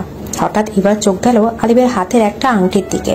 একদিন আলিফ বলেছিল অমাবস্যার রাতে ইবার হাতের আংটি ওর হাতের মুঠোয় রাখে যেন। এবার এই কথা মনে পড়তে ওর হাতের আংটি খুলে আলিফের হাতের মুঠোয় রাখে। কিছুক্ষণ পরে আলিফের শরীর ঠিক হয়নি। আরো একটা কি যেন আলিফ করতে ওড়েছিল। ইবা বেশ কিছুক্ষণ ভাবার পর মনে পড়লো পদ্ম ফুল যে রূপোর ছোট্ট কলসিতে ছিল, সেই পানিতে কালো গোলাপ আর নীল গোলাপ ডুবিয়ে তার পানি আলিফের গায়ে ছিটিয়ে দিতে। ইবা তাই করলো। কাজটা করার পরে আলিফ চোখ মেলে তাকায়। আজ তোমাকে আমার অতীতের কথা বলবো। তুমি আমাকে কত বড় উপকার করলে তুমি নিজেও জানো না। তুমি সব কাজ ঠিকমতো করতে পেরেছো, তার জন্য আমি তোমার কাছে চিরকৃতজ্ঞ। আপনি তো আমাকে মহারানী বলেন, তাহলে আপনার মহারানী আপনার জন্য এতটুকু কাজ করতে পারবে না? হ্যাঁ, মহারানী বলাটা আমার সার্থক হলো। আচ্ছা, এবার বলুন তো আপনার অতীতের কথা। আমার বাবা অনেক জাদু জানতো, তার অনেক নাম ডাক আছে। বাড়ির আর্থিক অবস্থা ভালো। একদিন বাগান বাড়ির জাদুমন্ত্রী আমাদের বাড়িতে আসে। সবাই ওনাকে জাদুমন্ত্রী নামে চিনে। বাবার থেকে উনি নতুন নতুন অনেক জাদু শিখতে শুরু করে। বাবার সাথে সবসময় একটা হীরার আংটি থাকতো। উনি একদিন বাবার কাছে তার হীরার আংটি চায়। বাবা দিতে রাজি হলো না। বাবা বুঝতে পেরে জাদুমন্ত্রী কালো জাদু নিয়ে চর্চা শুরু করে। ধীরে ধীরে নিজের শক্তি লাভ করার জন্য মানুষ খুন করে। মানুষের রক্ত শরীরে হাড় নিয়ে অনেক শক্তিশালী হতে সক্ষম হয়। তারপরও সব রকমের শক্তি অর্জন করার জন্য তার লাগলে কোনো জাদুকরী প্রিয় জিনিস, আর জাদুকরী হিসেবে আমার বাবাকে বেছে নেয়। বাবার সেই প্রিয় জিনিসটা হচ্ছে তার হীরার আংটিটা। এদিকে আলিফ একটু দম নিয়ে আবার বলতে শুরু করে। জাদুমন্ত্রী ছলে কৌশলে আমাদের বাড়িতে গিয়ে আমার বাবাকে খুন করে তার আংটি নিয়ে পালিয়ে যাচ্ছে। ঠিক সেই সময় আমি দেখে চিৎকার করে মাকে ডেকে আনতে জাদুমন্ত্রী তার কালো জাদু দিয়ে আমাকে আর আমার মাকে অভিশাপ দেয়। আপনি একদিন অভিশাপ মুক্ত হবেন। আপনার যা যা সাহায্য লাগবে আমি করব, কিন্তু আপনাকে কি অভিশাপ দিয়েছিল সেটা তো বললেন না। আলিফ জানালা খুলে বাইরের দিকে তাকিয়ে বলে, আমার হাতে সময় নেই, এখন চলে যেতে হবে। তবে সামনে আমার আরও অনেক পরীক্ষা আছে। আশা করব তুমি আমার সাথে থাকবে। থাকবো। আমার মহারানী যে এত ভালো। রাজামশাই, আপনি যে কি বলেন? আপনি ভালো না হলে আপনাকে কে বিপদ থেকে উদ্ধার করবে? সেটাই তো, নতুন মহারানী খুঁজলে বিপদ থেকে উদ্ধার হতে সময় লাগবে। নতুন মহারানী লাগবে কেন? আমি আছি তো। হা হা হা, আসি এখন। আলিফ চলে গেল। ইভার বাকি রাত ঘুম হলো না। সকাল হতে ইভা এক কাপ চা বানিয়ে নিয়ে ছাদে গেল। চায়ের কাপে চুমুক দিতে মনে পড়লো আলিফের কথা। মনে বলছে যে যে কোনো জায়গায় ঘুরতে যেতে চাইলে নিয়ে যাবে। এবার সাথে সাথে আলিফকে ডাকে। এত সকাল সকাল মহারানী আমাকে ডাকলো যে, নতুন কোনো ইচ্ছে আছে নাকি? কেন? আমি শুধু আপনাকে প্রয়োজনে ডাকি, এমনি কি ডাকি না? তা না, তবু আজকে অন্যরকম। এবার একটা মুখ ভেঙচি দিয়ে ছাদের কোণে চলে গেল। আলিফের সামনে এক গুচ্ছ কদম ফুল ধরে। বর্ষার একগুচ্ছ কদম ফুল আমার মহারানীর জন্য। এবার কদম ফুলগুলো হাতে নিয়ে মুচকি হেসে বলে, ধন্যবাদ। কিসের জন্য ডেকেছো সেটা তো বললে না। মানে আমি একটু সুন্দরবন যেতে চাই। আচ্ছা বেশ, নিয়ে যাব। এবার খুশিতে আত্মহারা হয়ে আলিফকে জড়িয়ে ধরে। এর সময় এবার মা ছাদে এসে দেখে এবার হাত দুটো সামনে একটু বাঁকা করে রেখেছে। এরকম অবস্থা দেখে ওর মা বলল, তুই এটা কিরকম ব্যায়াম করছিস? এবার ওর মায়ের কথা শুনে সাথে সাথে আলিফকে ছেড়ে দিল। এবার আলিফের দিকে তাকাতে খুব লজ্জা পেল। আলিফ মুচকি হেসে উঠল। এবার মা বলল, কি কথা বলছিস না কেন? আচ্ছা মা, তুমি তাড়াতাড়ি করে নাস্তা রেডি করো, কলেজে যেতে হবে। তুই নিচে আয়। এবার রুমে গিয়ে একটু সাজলো, তারপর নাস্তা করে বাসা থেকে বেরিয়ে গেল। বাগান বাড়ির সামনে সাদা জবা ফুলের গাছ আছে, সেখান থেকে দুটো জবা ফুল নিয়ে আলিফের হাতে দিল। এবার চোখে এক পলকে সুন্দরবন চলে এলো। এবার খুব খুশি হলো। সুন্দরবনের ভেতরে হাঁটছে। বেশ কিছুক্ষণ পরে এবার লক্ষ্য করলো আলিফ সাথে নেই। তাহলে কোথায় গেছে? নির্জন বনে, আশেপাশে কেউ নেই। এবার ভয় করছে। ঠিক সে সময় পুরুষ কণ্ঠে একজন বলল, সুন্দরবনে এত সুন্দর রমণী যেন আসমান থেকে জমিনে পরি নেমে এসেছে। পাশ থেকে আরেকজন পুরুষ লোক বলল, সুন্দরীকে হাত ছাড়া করা যাবে না, বোধহয় পথ হারিয়ে ফেলেছে, তাই আমাদের উচিত ওকে আমাদের আস্তানায় নিয়ে যাওয়া। হা হা, চল তুই নিয়ে যাই। এবার পাশে একটা গাছের ডাল পেল, সেটা হাতে নিয়ে বলল, খবরদার আমার কাছে কেউ আসবেন না, তাহলে মেরে ফেলবো। এই মেয়ে বলে কি? আমরা 4 জন আছি আর তুই একা। আমাদের সাথে পুঁটি মাছের প্রাণ নিয়ে লড়াই করতে পারবে না। আমার পুঁটি মাছের প্রাণ কিনা সেটা তোদের দেখাচ্ছি, দাঁড়া। বলে এবার চিৎকার করে বলতে লাগলো, আলিফ আপনি কোথায়? প্লিজ আমাকে বাঁচান। এবার কথা শুনে আলিফ সাথে সাথে চলে আসে। ইভা আলিফের পেছনে গিয়ে দাঁড়ায়। আলিফ এবার হাতে লোহার রড দিয়ে বলল, যাও, শাস্তি দাও। আমি পারবো না, আপনি দেন। এই মেয়ে পাগল নাকি? একা একা কথা বলে। পাগল হোক আর যাই হোক, আমাদের কাজ হলেই হলো। খারাপ লোকের মধ্যে একজন বলল। লোকগুলোর মধ্যে একজন এবার ওড়না টেনে ধরে সে সময় সোজা হয়ে গেল, নড়তে পারল না। ইভা এবার সাহস করে ইচ্ছে মতো খারাপ লোকগুলোকে একের পর এক লোহার রড দিয়ে আঘাত করলো। বেশ হাঁপিয়ে গেছে, ওদের আঘাত করা ছেড়ে দিল। আলিফ ওদের স্বাভাবিক করলো। ওরা ব্যথায় মাটিতে লুটিয়ে পড়ে। আলিফ রাগ করে হেঁটে চলছে, এবার পিছু পিছু হাঁটছে আর বলছে, আপনি আমাকে আবার একা ফেলে রেখে চলে যাচ্ছেন কেন? একটু আগেই তো বিপদে পড়েছিলাম। আলিফ কোনো কথা বলছে না, হেঁটেই যাচ্ছে। ইভা দৌড়ে গিয়ে আলিফের সামনে দাঁড়ালো। আলিফ মুখ ঘুরিয়ে নিল। ইভা বলল, আপনার সমস্যা কি? হ্যাঁ, কথা বলছেন না কেন? তোমার সাথে আমি কেন কথা বলবো? তুমি তো নিজে নিজে চলতে পারো, ঘুরতে পারো। আপনি তো আমাকে ফেলে রেখে চলেই গিয়েছেন। বাজে বকবক খুব ভালো করতে পারো। বাজে বকবক কি করছি? নিজে প্রকৃতি দেখে উদাও হয়ে গেছো, আবার আমার দোষ দাও যে আমি তোমাকে ফেলে রেখে চলে গেছি। মেয়েদের সব জায়গায় একা একা চলাফেরা করা যায় না। আজকে যদি আমি না থাকতাম তাহলে কত ক্ষতি হতো বুঝতে পারছো? তোমাকে বাসায়ও দেখি নিজের মন মতো চলো, কারো কথার কোনো গুরুত্ব দাও না। আর আমাকে এত বিশ্বাস করো কেন? তোমার কোনো ধারণা আছে আমি কি কি করতে পারি? ধ্যাত, আমার সাথে কথা বলো না তো। আপনি রাগ করবেন না, আমার ভুল হয়ে গেছে। আচ্ছা, এবারের মতো মাফ করে দিচ্ছি, যাও। আপনাকে বিশ্বাস কেন করি এটা কেন বললেন? কারণ তোমার মধ্যে খারাপ কিছু দেখলে তোমার ক্ষতি করতে আমার সময় লাগবে না, তাই। ও তাই? কিন্তু আমি তো খারাপ, কিছু করব না। আমি যে এতগুলো ভালো। তুমি একটু ভালো না, বড়দের কথা গুরুত্ব দাও না। দেই তো, যদি আমরা মন মতো হয় তাহলে। এসব চলবে না। এখন চলেন তো ভালো করে ঘুরে আসি। আলিফ এবার হাতে ধরে সুন্দরবন ভালো করে ঘুরিয়ে রাখালো। সুন্দরবনের নদীর ঘাটে খুব সুন্দর অদ্ভুত রকমের ময়ূর পেখম নৌকা রাখা। নৌকাটা দেখে ইভা মনে মনে বলছে, আলিফকে বলবো এরকম নৌকায় উঠবো, কিন্তু না থাক, এত চাওয়া ঠিক হবে না। আলিফ এবার সামনে বেলি ফুলের মালা ঝুলিয়ে বলে, আমার পক্ষ থেকে মহারানীর জন্য ছোট উপহার। ধন্যবাদ রাজামশাই। এবার চলুন, বাসায় ফিরতে হবে। এখনই বাসায় যাবে? তাহলে আমি নৌকা এনেছি কেন? সত্যি এই নৌকা আপনি এনেছেন? শুধু তোমার জন্য। আশেপাশের লোকজন তাকিয়ে আছে এত সুন্দর নৌকা দেখে। কেউ বলছে কোনো জমিদার পরিবারের মেয়ে এসেছে। ইভা একা একা কথা বলে এটা লক্ষ্য করে কেউ বলছে মেয়েটার মাথায় সমস্যা আছে। ইভা নৌকায় উঠলো। আলিফ বৈঠা বাজে। ইভা মন চাইছে যুগ ধরে আলিফের সাথে থাকতে। আলিফের মধ্যে অদ্ভুত মায়া, ভালো লাগা আছে, তাই ইভা বলেই ফেললো, আপনি কি সবার সামনে দৃশ্য হয়ে সাধারণভাবে বাঁচতে পারেন না? আপনার মধ্যে কেমন যেন মায়া আছে, আমার খুব ভালো লাগে। তোমার জন্য ফিরে আসা, সেহেতু তোমার ভালো লাগা যুগ যুগ ধরে রাখবো। বারে মনে মনে কথা বললে উনি শুনতে পায়। আজকাল দেখি মনে মনে কথা বলা যাবে না। ইভা মনে মনে বলছে, এই মহারানী মনের কথা আমার কাছে কিছু প্রকাশ করলেও পারো। প্রকাশ করার আগেই তো আপনি জেনে যান। আচ্ছা বেশ, জানবো না। জানতে বারণ করিনি। তুমি যে কি চাও নিজেও জানো না। এই বলো মনে মনে বলবে না, আর এই বলো বারণ করিনি। হয়েছে, থামেন, এবার বাসায় চলুন। যথা আজ্ঞা মহারানী। এবার বাসায় এসেছে। আজকে ওর মন অনেক বেশি ভালো। আলিফ সুন্দর একটা দিন উপহার দিল।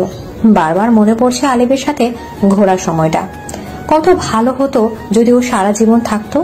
এবার মা রুমে এসে বলল, হয়ে নে, বিকেলে নানুর বাড়ি যাব। হঠাৎ নানু বাড়ি যাবে কেন? রিয়াদের বিয়ে। রিয়াদ ভাইয়ের বিয়ে? কি মজা। হিয়া, ওরা আজকে যাবে? সকালেই রওনা দিয়েছে। বাবা অফিসের কাজ শেষ করে ছুটি নিয়ে আসবে, তাই আমাদের বিকালে যাব। আচ্ছা ঠিক আছে, আমি গোছগাছ করে রাখছি। বিকেলে এবার নানু বাড়ি যাওয়ার উদ্দেশ্যে রওনা দিল। গাড়ি থেকে নেমে 10 মিনিটের মতো হাঁটার পথ। ভ্যান গাড়ি চলে, তাও খুব কম। পথে একটা ভ্যানও পাওয়া গেছে, কিন্তু দুজন যাত্রী আছে, তারা দুজন বসতে পারবে। তাই ইভার দাদি আর ওর ছোট ভাইকে ভ্যান গাড়িতে উঠিয়ে দিল। এবার বাবা, মা, ইভা, ওর বোন হেঁটে যাচ্ছে। একজন লোক ওদের দেখে এগিয়ে এসে বলল, এই মেয়ে, তুমি এখানে কেন? 100 বছর পরে সে তোমার জন্য ফিরে এসেছে। তাকে বাঁচাতে হলে কখনো বট গাছের বাড়ির আশেপাশে যাওয়া যাবে না। ইভা বাবা বলল, আপনি এসব কি বলছেন? কে ফিরে এসেছে? তোমার মেয়ে নিরাপদ নয়, তাকে সাবধানে রেখো। আপনার কথা ঠিক বুঝলাম না। এবার বাবা লোকটার কথার উত্তর না দিয়ে চলে গেল। এবার মা বেশ ভয় পেয়েছে এরকম কথা শুনে। বটগাছের বাড়ি তো অনেক দূরে, তাহলে নিরাপদ নয় কেন সেটা বুঝলো না। ইভা নানু বাড়ি যাওয়ার পরে আলিফের সাথে কথা হয়নি, সবার সাথে আড্ডায় মেতে আছে। রাতে সেই লোকটা আবার এসেছে। বাড়ির চারপাশে মোমবাতি জ্বালিয়ে দিয়েছে, বেল গাছের তলায় কাঁচা বেল পোড়া দিচ্ছে এবং কালো গোলাপের মালা বাড়ির সামনে ঝুলিয়ে রেখেছে। এরকম অদ্ভুত কাজ থেকে কয়েকজন বুঝতে পেরেছে এই বাড়িতে কিছু ঘটতে চলেছে, তাই লোকটা কিছু বলছে না। এবার সবার আড়ালে গিয়ে আলিফকে দেখে জিজ্ঞেস করলো, লোকটা বাড়িতে কি সব করছে সেটা দেখেছেন? উনি যা করছে তা করতে দাও। কেন এরকম কাজ করছে? আর উনি আপনার বিষয়ে জানেন কেন? বহু বছর থেকে উনি জিন ভূতে গবেষণা করছে। একমাত্র উনি আমাকে সাহায্য করতে পারবে। আমি কিছু বুঝতে পারছি না, আমাদের সাথে ঠিক কি হতে চলেছে? লোকটার কাছে পুরনো দিনের 7 রং পাথর আছে, সেই পাথর তোমার কাছে রাখতে হবে। তাতে তোমার ক্ষতি আর কোনো আত্মা করতে পারবে না। বট গাছের বাড়িতে ভয়ঙ্কর রূপের আত্মা আছে, সে আত্মা মুক্তি লাভের জন্য দরকার হবে যার সাথে আমার মতো কেউ আছে, তাই সে আত্মা তোমাকে চাইবে। সবকিছু আমার সাথে ঘটে কেন? আমাকে অভিশপ্ত করেছে তোমাকে নিয়ে। সেটা আবার কেমন অভিশাপ? এত কথা বলার সময় নেই, তুমি লোকটার থেকে পাথর নিয়ে আসো, যাও। আচ্ছা তাহলে আপনি চলে যান। আলিফ চলে যাওয়ার পরে ইভা বাড়ির উঠোনে যাবে লোকটার কাছে, কিন্তু ওর মা বাধা দিল। এবার রুমে জানালা দিয়ে দেখছে লোকটা উঠানে ধূপ জ্বালিয়ে রেখেছে। বড় মামাকে বলছে, আজকে রাতে কেউ যেন বাড়ির বাইরে বের না হয়, আর বট গাছে বাড়ির ধারে কাছে কেউ যাবে না। আমার পক্ষে যতটুকু সম্ভব করা আমি ততটুকুই করেছি, বাকিটা আপনাদের সাবধানতার উপর নির্ভর করছে। লোকটা চলে গেল। ইভার মামা বাড়ির মেইন দরজা তালা লাগিয়েছে। সবার মধ্যে চিন্তার ছাপ। 2 দিন পরে বিয়ে, আর এখন বাড়িতে কি সব হচ্ছে। রাতে কোনো মতে সবাই একটু খেয়ে ঘুমাতে গেল। ইভা আর ওর নানু আর হিয়া এক বিছানায় শুয়েছে। ইভা নানুকে বলল, নানু তুমি কি বটবাড়ি সম্পর্কে কিছু জানো? শুনেছিলাম কোনো এক জাদুমন্ত্রী জমিদার পরিবারের একজনের মাথা কেটে বটগাছের সাথে ঝুলিয়ে রেখেছে। তারপর ধীরে ধীরে জমিদার পরিবার ধ্বংস হয়ে যায়। সেই থেকে ওই বাড়ির নাম বটবাড়ি হয়। কেউ দিনের বেলাও সাহস পায় না বটবাড়ির ধারের কাছে যেতে। এই জাদুমন্ত্রী কি সবার ক্ষতি করেছে? সবার না, যারা ক্ষমতাশালী ছিল তাদের থেকে প্রিয় জিনিস কেড়ে নিয়ে শক্তিশালী হয়েছে। বটবাড়িটা এখান থেকে কত দূর যে ওখানের আত্মার আমাদের ভয়ে থাকতে হচ্ছে? দূর আছে, তাও তান্ত্রিক সাধু যা বলেছে আমাদের ভালোর জন্য বলেছে। উনি অনেক মানুষের উপকার করে। ও। ইভা অপেক্ষা করছে নানু আর হিয়ার ঘুমানোর জন্য। রাত 12টায় আলিফ এসে ইভাকে ঘুম থেকে ডেকে তুলে। ইভা অপেক্ষা করতে করতে ঘুমিয়ে গেল। আমার মহারানীর ঘুম ভাঙিয়ে দেওয়ার ইচ্ছে ছিল না, শুধু একটা মিষ্টি ফল দিতে এসেছি, তাই ঘুমটা ভাঙাতে হলো। মিষ্টি ফল খাবে কেন? তোমার শরীরে কোনো বিষ প্রবেশ করতে পারবে না, তাই। আপনি তো আমাকে সব বিপদ থেকে রক্ষা করতে পারবেন, তাহলে এই ফল খাওয়ার কি দরকার? আমি তো সারা জীবন আমার ক্ষমতা ধরে রাখতে পারবো না, তার জন্য আগে থেকে তোমাকে প্রস্তুত করছি যাতে তোমার ক্ষতি না হয়। ও আচ্ছা। ইভা আলিফের সাথে বেশ কিছুক্ষণ কথা বলল। সকালে ইভার মনে পড়ছে 7 রং পাথরের কথা। আলিফকে অভিশপ্ত থেকে মুক্ত করতে হলে যা যা করতে হবে ইভা তাই করবে। বাসা থেকে একা বের হতে দিবে না, তাই রিয়াদের কাছে গেল। ভাইয়া চল একটু ঘুরে আসি। আমার ঘুম পাচ্ছে, বিকেলে ঘুরতে নিয়ে যাব। না না, এখনই যাবি। বিয়ের পর তো বউকে নিয়ে ঘুরবি, তখন আমি জ্বালাবো না। হয়েছে, থাক, এবার চল ঘুরতে নিয়ে যাই। ইভা আর রিয়াদ বাসা থেকে বের হলো। রিয়াদের মন চাইছে তান্ত্রিক সাধুর সাথে দেখা করতে। কেন হঠাৎ করে উনি নিজে থেকে সাহায্য করছে? রিয়াদের মনে 1000টা প্রশ্ন ঘুরছে। তাই ইভা বলল, তান্ত্রিক সাধুর বাড়ি চল, আমার জানতে ইচ্ছে করছে আমাদের বাসায় কি আছে। ইভা মন খুশিতে নেচে উঠল। হ্যাঁ আমিও জানতে চাই, কিন্তু আমার ওনার বাড়ি গিয়েছে, এটা বাসায় জানতে পারলে আচ্ছা মতন ধোলাই দিবে। কেউ জানবে না, চল তো। ওরা দুজন তান্ত্রিক সাধুর বাড়িতে গেল। উনি ধ্যানে মগ্ন আছে। কিছুক্ষণ অপেক্ষা করে তার সাথে কথা বলার জন্য তার কক্ষে প্রবেশ করে। তখন রিয়াদের ফোনে ওর হবু বউ কল করে, তাই কক্ষ থেকে বেরিয়ে যায়। তান্ত্রিক সাধু ইভাকে বলে, আমি জানতাম তুমি আসবে, তুমি তাকে বাঁচাতে চাও, এটা জেনে আমি তোমাকে বিপদ থেকে রক্ষা করতে চেয়েছি। আমি কি সত্যিই তাকে বাঁচাতে পারবো তার অভিশাপ জীবন থেকে? তোমার লক্ষ্য ঠিক রাখলে অবশ্যই পারবে। আর তুমি 7 রং পাথর নিতে এসেছো তো, তাই তো নাকি? তোমার জিনিস তোমাকে দিলাম, তবে সাবধান, এটা যেন হারিয়ে না যায়। সাবধানে রাখবো। তুমি তাকে ভালোবেসে ফেলেছো, কিন্তু এটা যে অনিশ্চিত সম্পর্ক, সে একটা সময় তোমাকে ছেড়ে চলে যাবে। শত ডাকলেও সে আসবে না। জানি তাকে পাবো না, তাও অদ্ভুত মায়া কাজ করে। আমি যথাসাধ্য চেষ্টা করব তাকে যেন তুমি পাও। রিয়াদ বলল, কি ইভার সাথে জিন ভূত আছে? তাকে আবার ভালোবাসে? ইভা ভয় পেয়ে গেল। বাসায় সবাই জানলে রক্ষে নেই। আলিফকে অভিশপ্ত থেকে কি বের করতে পারবে না? এসব কি শুনলাম আমি? ইভার সাথে জিন ভূত কিছু একটা আছে, তাকে অভিশপ্ত থেকে মুক্ত করতে ওকে লাগবে। ভাইয়া তুই বাসায় কাউকে কিছু বলিস না প্লিজ। না না না, সবাইকে জানাতে হবে, নয়তো তোর ক্ষতি হয়ে গেলে আমি নিজেকে দোষী মনে হবে। আমার কোনো ক্ষতি হবে না। তান্ত্রিক সাধু রিয়াদকে বলল, তুমি আমার উপর বিশ্বাস রাখো, তোমার বোনের ক্ষতি হবে না। আমি যুগ যুগ ধরে ওদের নিয়ে কাজ করি, তাই কে ভালো আর কে খারাপ তা বুঝি। তাই বলে ও মায়া জড়িয়ে যাচ্ছে, এটা কেমন কথা? ওর অভিশপ্ত থেকে বেরিয়ে গেলে তোমার বোনের মায়া না থাকতে পারে। আচ্ছা, আপনি যা বলবেন সব মেনে নিব, কিন্তু আমার বোন বা পরিবারের কারো যেন কোনো ক্ষতি না হয়। তুমি নিশ্চিন্তে থাকো। এবার চুপ করে দাঁড়িয়ে ওদের কথা শুনছে। তান্ত্রিক সাধুর কথা রিয়াদ অমান্য করতে পারবে না। ওরা দুজনেই তান্ত্রিক সাধুর থেকে বিদায় নিয়ে বাড়ি থেকে রওনা দিল। এবার মনে ভয় কাজ করছে, যদি রিয়াদ কোনোভাবে কাউকে কিছু বলে তাহলে আলিফের সাথে দেখা হবে না। চুপচাপ রিয়াদের পিছু হাঁটছে। রিয়াদ একগাল হেসে বলল, কিরে পাগলি, কোনো কথা বলছিস না যে? না, কি আর বলবো। তুই ভয় পাচ্ছিস যদি আমি কাউকে কিছু বলে দেই, তাই না? এবার চুপ। আমি কাউকে কিছু বলবো না, তোকে কথা দিলাম। এবার তো একটু হাসি দে। ওকে ডেকে আনি। এবার আলিফকে ডাকে। আলিফ এসে রিয়াদের দিকে গোলাপ ফুল ধরে। সে কি এসেছে? আমার সামনে দাঁড়িয়ে আছে। তোর সামনে গোলাপ ফুল ধরার কারণ যাতে বুঝতে পারিস সে এসেছে, তাই।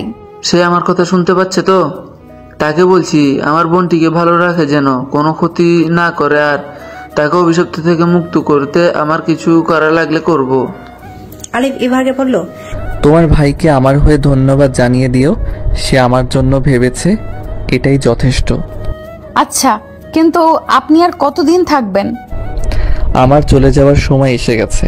তুমি গিয়ে ওই যে তান্ত্রিক সাধু নামে যাকে চিনো তার থেকে জাদুমণি কালো গোলাপ নিয়ে আসো।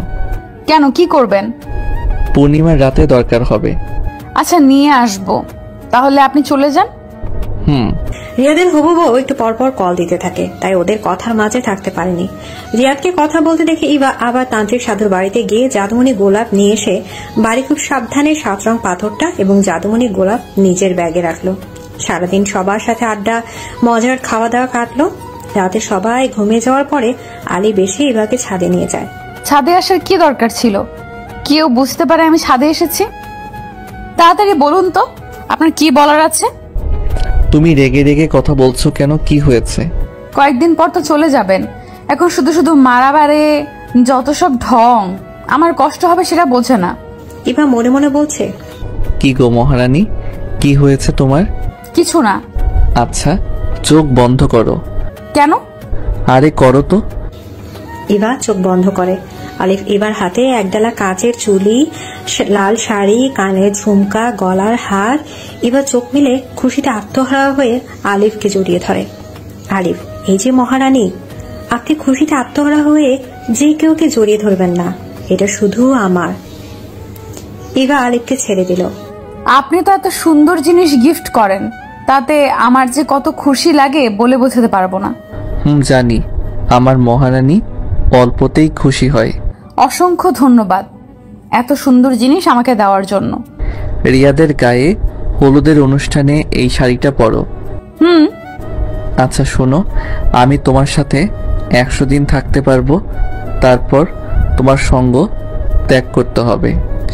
আমাকে অভিশপ্ত জীবন থেকে মুক্ত করতে তোমার মতো কোনো মেয়ে দরকার ছিল। জাদুমন্ত্রী বলেছিল 100 বছরের মধ্যে তার বাড়ির কাছে কোনো সুন্দরী মেয়ে হয়, সেই মেয়ে যদি আমাকে অভিশাপ থেকে মুক্ত করতে যা যা করতে হয় সেগুলো করে দেয়, তারপর আমি অভিশপ্ত মুক্ত হব। কি করে আপনার অভিশাপ মুক্ত হবে সেগুলো কি আপনি জানেন? সব জানতাম না, কিন্তু জাদুমন্ত্রীর একটা বড় বক্সের মধ্যে সব তথ্য লেখা ছিল। আমি একদিন সেটা চুপিসারি দেখে জেনে নিয়েছি। ওই যে একদিন মিষ্টি খাইয়েছিলেন, সেটার স্বাদ তিতা ছিল, তারপর মিষ্টি হলো কিভাবে? তথ্যে লেখা ছিল ওই মিষ্টি যদি বাগান বাড়ির পদ্ম ফুলের ভিতরে রেখে দেয় তাহলে ওটার স্বাদ পরিবর্তন হয়ে খুব সুস্বাদু মিষ্টি হবে। জাদুকারি কি ধ্বংস হবে না? সেটা তো ঠিক বলতে পারি না। আর কোনোদিন কি ফিরে আসবেন না? হ্যাঁ আসবো। কবে আসবেন? যদি তোমার মনে আমার জন্য জায়গা হয় তাহলে আসবো। ও আচ্ছা, আমি এখন যাই। পরের দিন রিয়াদের গায়ে হলুদের অনুষ্ঠানে আলিফের দেয়া জিনিস পরে ইভা সেজেছে। ইভাকে দেখে মনে হচ্ছে ওর গায়ে হলুদ। রাতের ঝলমলে আলো ইভাকে খুব বেশি সুন্দরী লাগছে। ইভার পাশে চেয়ারে একটা ছেলে বসেছিল, বলল, ম্যাডাম, আপনার পরিচয় জানতে পারি? না, পারেন না। কেন? আমার ইচ্ছে তাই। Okay madam. ইভাকে হিয়া ডাকতে আসে। নানু প্রেশারের ওষুধ খায়নি, তাই প্রেশার লো হয়ে গেছে, অসুস্থ হয়ে পড়েছে। ইভা হিয়ার সাথে নানুর রুমে যাবে, তখন ছেলেটা ইভা চুলের খোপায় লাল গোলাপ বেঁধে দেয়। বলেনি কনেই দুম করে চুলের খোপায় ফুল দিলেন কেন? আপনি তো বড্ড অসভ্য। মেয়ে দেখলেই ঢলে পড়তে ইচ্ছে করে। একটু দম নিয়ে কথা বলুন, এত উত্তেজিত হওয়া ভালো না। মেয়েদের সম্মান করতে শিখেন। অসম্মানজনক কিছু করিনি, আর এটার অধিকার আমার আছে। কে দিয়েছে আপনাকে অধিকার? এই মিস্টার, আমার ধারে কাছেও আসবেন না, ছ্যাঁকা খাবেন। সেটা আমি বুঝে নিব। থাক। ইভা চলে যাচ্ছে, তখন ছেলেটা ইভার সামনে পথ আটকে দাঁড়িয়ে বলল, মহারানী, এত রাগ করেন কেন? তবে রাগ করলে বেশি সুন্দরী লাগে, গাল দুটো লাল হয়ে যায় তাই। আমাকে মহারানী বলবেন না, আমার নাম আছে। পথ থেকে সরে দাঁড়ান। না, সরব না। আগে আমার সব কথা শুনবেন, তারপর চলে যেতে দিব। মহা জ্বালাতো, বলুন কি বলার আছে। আমার দিকে ভালো করে তাকান। আজব তো, আপনার রূপ বেয়ে বেয়ে পড়ে নাকি যে ধরার জন্য আপনার দিকে তাকাবো? তাকাতে বলছি, এত কথা ভালো লাগে না। ইভা ব্রু কুচকে ছেলেটার দিকে তাকালো। এতক্ষণ কথা বলেও ছেলেটার দিকে তাকায়নি। এবার তাকিয়ে দেখলেও বেশি সুন্দর আছে। চাপদারি, তবে ছোট করে রাখা, কিন্তু কেমন যেন চেনা লাগছে। হ্যাঁ, এটা তো আলিফ। ও এখানে কেন এসেছে? তাই জিজ্ঞাসা করলে। আপনি এখানে কেন এসেছেন? আমাকে একা কথা বলতে দেখলে সবাই এবার পাগল ভেবে পাগলা গারোতে দিয়ে আসবে। একা কথা বলতে দেখবে না, আমাকে সবাই দেখতে পাবে। কিভাবে? আপনি সত্যি মানুষ হয়ে ফিরেছেন? সব কথা বলবো, আগে নানুর রুমে গিয়ে দেখে এসো তার অবস্থা কেমন। এবার কথা বাড়ালো না। এবার মাথায় অনেক প্রশ্ন ঘুরছে আলিফকে নিয়ে। ও কিভাবে সবার সামনে দৃশ্য হতে পেরেছে? ও 100 দিন থাকবে, তার আগে কারো সামনে আসবে না, কিন্তু আজ বিয়ের অনুষ্ঠানে কি করছে? না, আলিফ থেকে সবকিছু জানতে হবে, কিন্তু এখন তো কথা বলতে পারবে না। তাই এবার ও নানুর রুমে গিয়ে দেখলো নানু আগের থেকে একটু ভালো আছে। গায়ে হলুদের অনুষ্ঠানে শেষ, তখন রিয়া দিবাকে নিয়ে ছাদে গেল। ছাদের কোণে একজন দাঁড়িয়ে আছে, সেটা স্পষ্ট দেখা যাচ্ছে, কিন্তু মুখ বোঝা যাচ্ছে না। তাই ইভা বলল, ভাইয়া, ছাদে কে দাঁড়িয়ে আছে? খুব স্পেশাল একজন। কে? আলিফ, এদিকে আয়। আলিফ সামনে এসে বলল, কি মহারানী, এবার বিশ্বাস হলো তো আমি সবার সামনে দৃশ্য হয়েছি? ভাইয়া, তুই সত্যি ওনাকে দেখতে পাচ্ছিস? হ্যাঁ, দেখছি তো। জানতে চাইবে না আমি কি করে দৃশ্য হয়েছি? ইভা মাথা নেড়ে হ্যাঁ সূচক উত্তর দিল। তখন রিয়াদ বলল, তোমাদের মাঝে আমার থাকা ঠিক হবে না, আমি আবার আমার বউয়ের সাথে কথা বলে আসি। রিয়াদ চলে যাওয়ার সময় আলিফ বলল, জাদুমণি, গোলাপ আর 7 রং পাথর আমাকে সাহায্য করেছে দৃশ্য হওয়ার জন্য। সেদিনের বেলগাছের তলায় বেল পোড়া দিয়েছিল, সেখানে পাথর আর গোলাপ একসাথে রাখতে আমি দৃশ্য হয়ে গেছি, আবার চাইলে অদৃশ্য হতে পারবো। সবকিছু সম্ভব হয়েছে তোমার জন্য। পাথর আমার কাছে রেখেছিলাম, সেটা আপনার কাছে গেল কি করে? তোমার মা তোমার ব্যাগ থেকে তার আংটি বের করেছে, তখন তার চোখে পড়ে পাথরটার দিকে। সে সাধারণভাবে ফেলে দেয়, আর সেটা পড়ে গিয়ে বেলগাছের তলায়। আমারও মনে পড়ে যায় জাদুমন্ত্রীর দেওয়া তথ্য। তারপর পাথর খুঁজে পেলাম, ঠিক জায়গায় পড়েছে। তাতে আমার কাজটা সহজ হয়েছে। তাহলে আপনি আর ফিরে যাবেন না? হ্যাঁ, ফিরে যেতে হবে। কবে আপনি পুরোপুরি হয়ে আসবেন যেন আর কখনো ফিরে যেতে না হবে? হতেও পারে চলে যাওয়ার 100 দিন পরে ফিরে আসব। আমি আপনার জন্য অপেক্ষা করব। ফিরে না আসলেও ভুলে যেও না। আপনার সাথে সময় কাটানো মুহূর্তগুলো কখনো ভুলবো না। রিয়াদ এসে বলল, তুমি তো আমাদের সাথে সাধারণভাবে থাকতে পারো, তাহলে আমার বিয়ের সব অনুষ্ঠান শেষ না হওয়া পর্যন্ত তোমার থাকতে হবে। হ্যাঁ, থাকতে পারি, তবে কেউ আমার পরিচয় জানতে চাইলে মুশকিল হবে। আরে কিছু হবে না, আমি আছি তো। ওরা তিনজনে নিচে গেল। আলিফ সবার সামনে দৃশ্য হতে পেরেছে এবং থাকবে, এটা জেনে ইভা খুব খুশি হয়েছে। সবার সাথে কথা বলে আলিফ সবার মন জুগিয়ে ফেলেছে।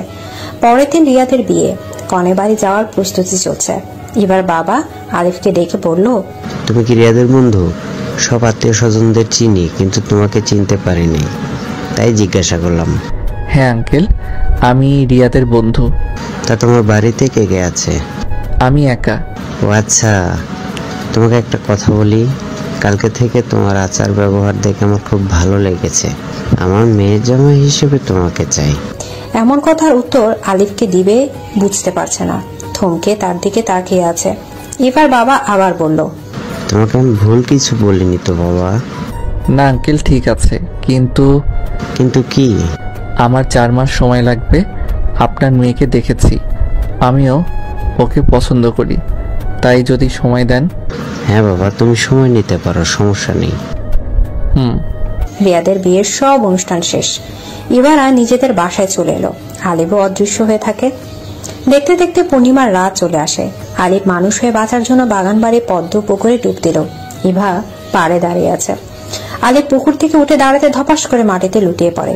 এবার সাথে সাথে ওর হাত ধরে দেখলো প্রচন্ড ঠান্ডা এবং শরীর কাঁপুনি দিচ্ছে।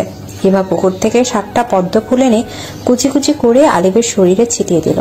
আলিফের হাতে আংটি এবং ইভার হাতের আংটি আলিফের হাতের মুঠোয় নিয়ে এক করলো। ধীরে ধীরে আলিফের শরীর কাঁপুনি দেওয়া কমে যাচ্ছে। একটা কালো ছায়া এসে বলে, তুই মুক্তি পেলি, এবার উঠে দাঁড়া, চলে যা তোর আসল জীবনে। আলিফ স্বাভাবিক হয়ে উত্তর দিল, সত্যি কি আমি আমার লক্ষ্যে পৌঁছাতে পেরেছি? হ্যাঁ পেরেছিস, শুধু এই মেয়েটার জন্য, নয়তো কখনো তোর অভিশপ্ত মুক্ত হতো না। 100 দিন পূর্ণ হতে আরো সময় ছিল, তাহলে এত তাড়াতাড়ি আমাকে মুক্ত করলেন কেন? কারণ ও তোকে সত্যি ভালোবেসে ফেলেছে, তোর মায়ায় জড়িয়েছে। কেউ কোনো জিন ভূতেদের ভালোবাসতে পারে না, কিন্তু তুই লড়াই করে ভালো কাজ করে ওর মন জয় করেছিস। মানুষ হয়ে বাঁচতে তোর কোনো বাধা নেই। তোর অভিশাপ মুক্ত করতে তুই জাদুমন্ত্রীর লেখা তথ্য জোগাড় করে সব কৌশল জেনেছিস, আর নিজের অজান্তে পুকুরের মধ্যে যে নীলপদ্ম আছে ওটা হাতে এনেছিস, নয়তো তোর মুক্তি হতো না।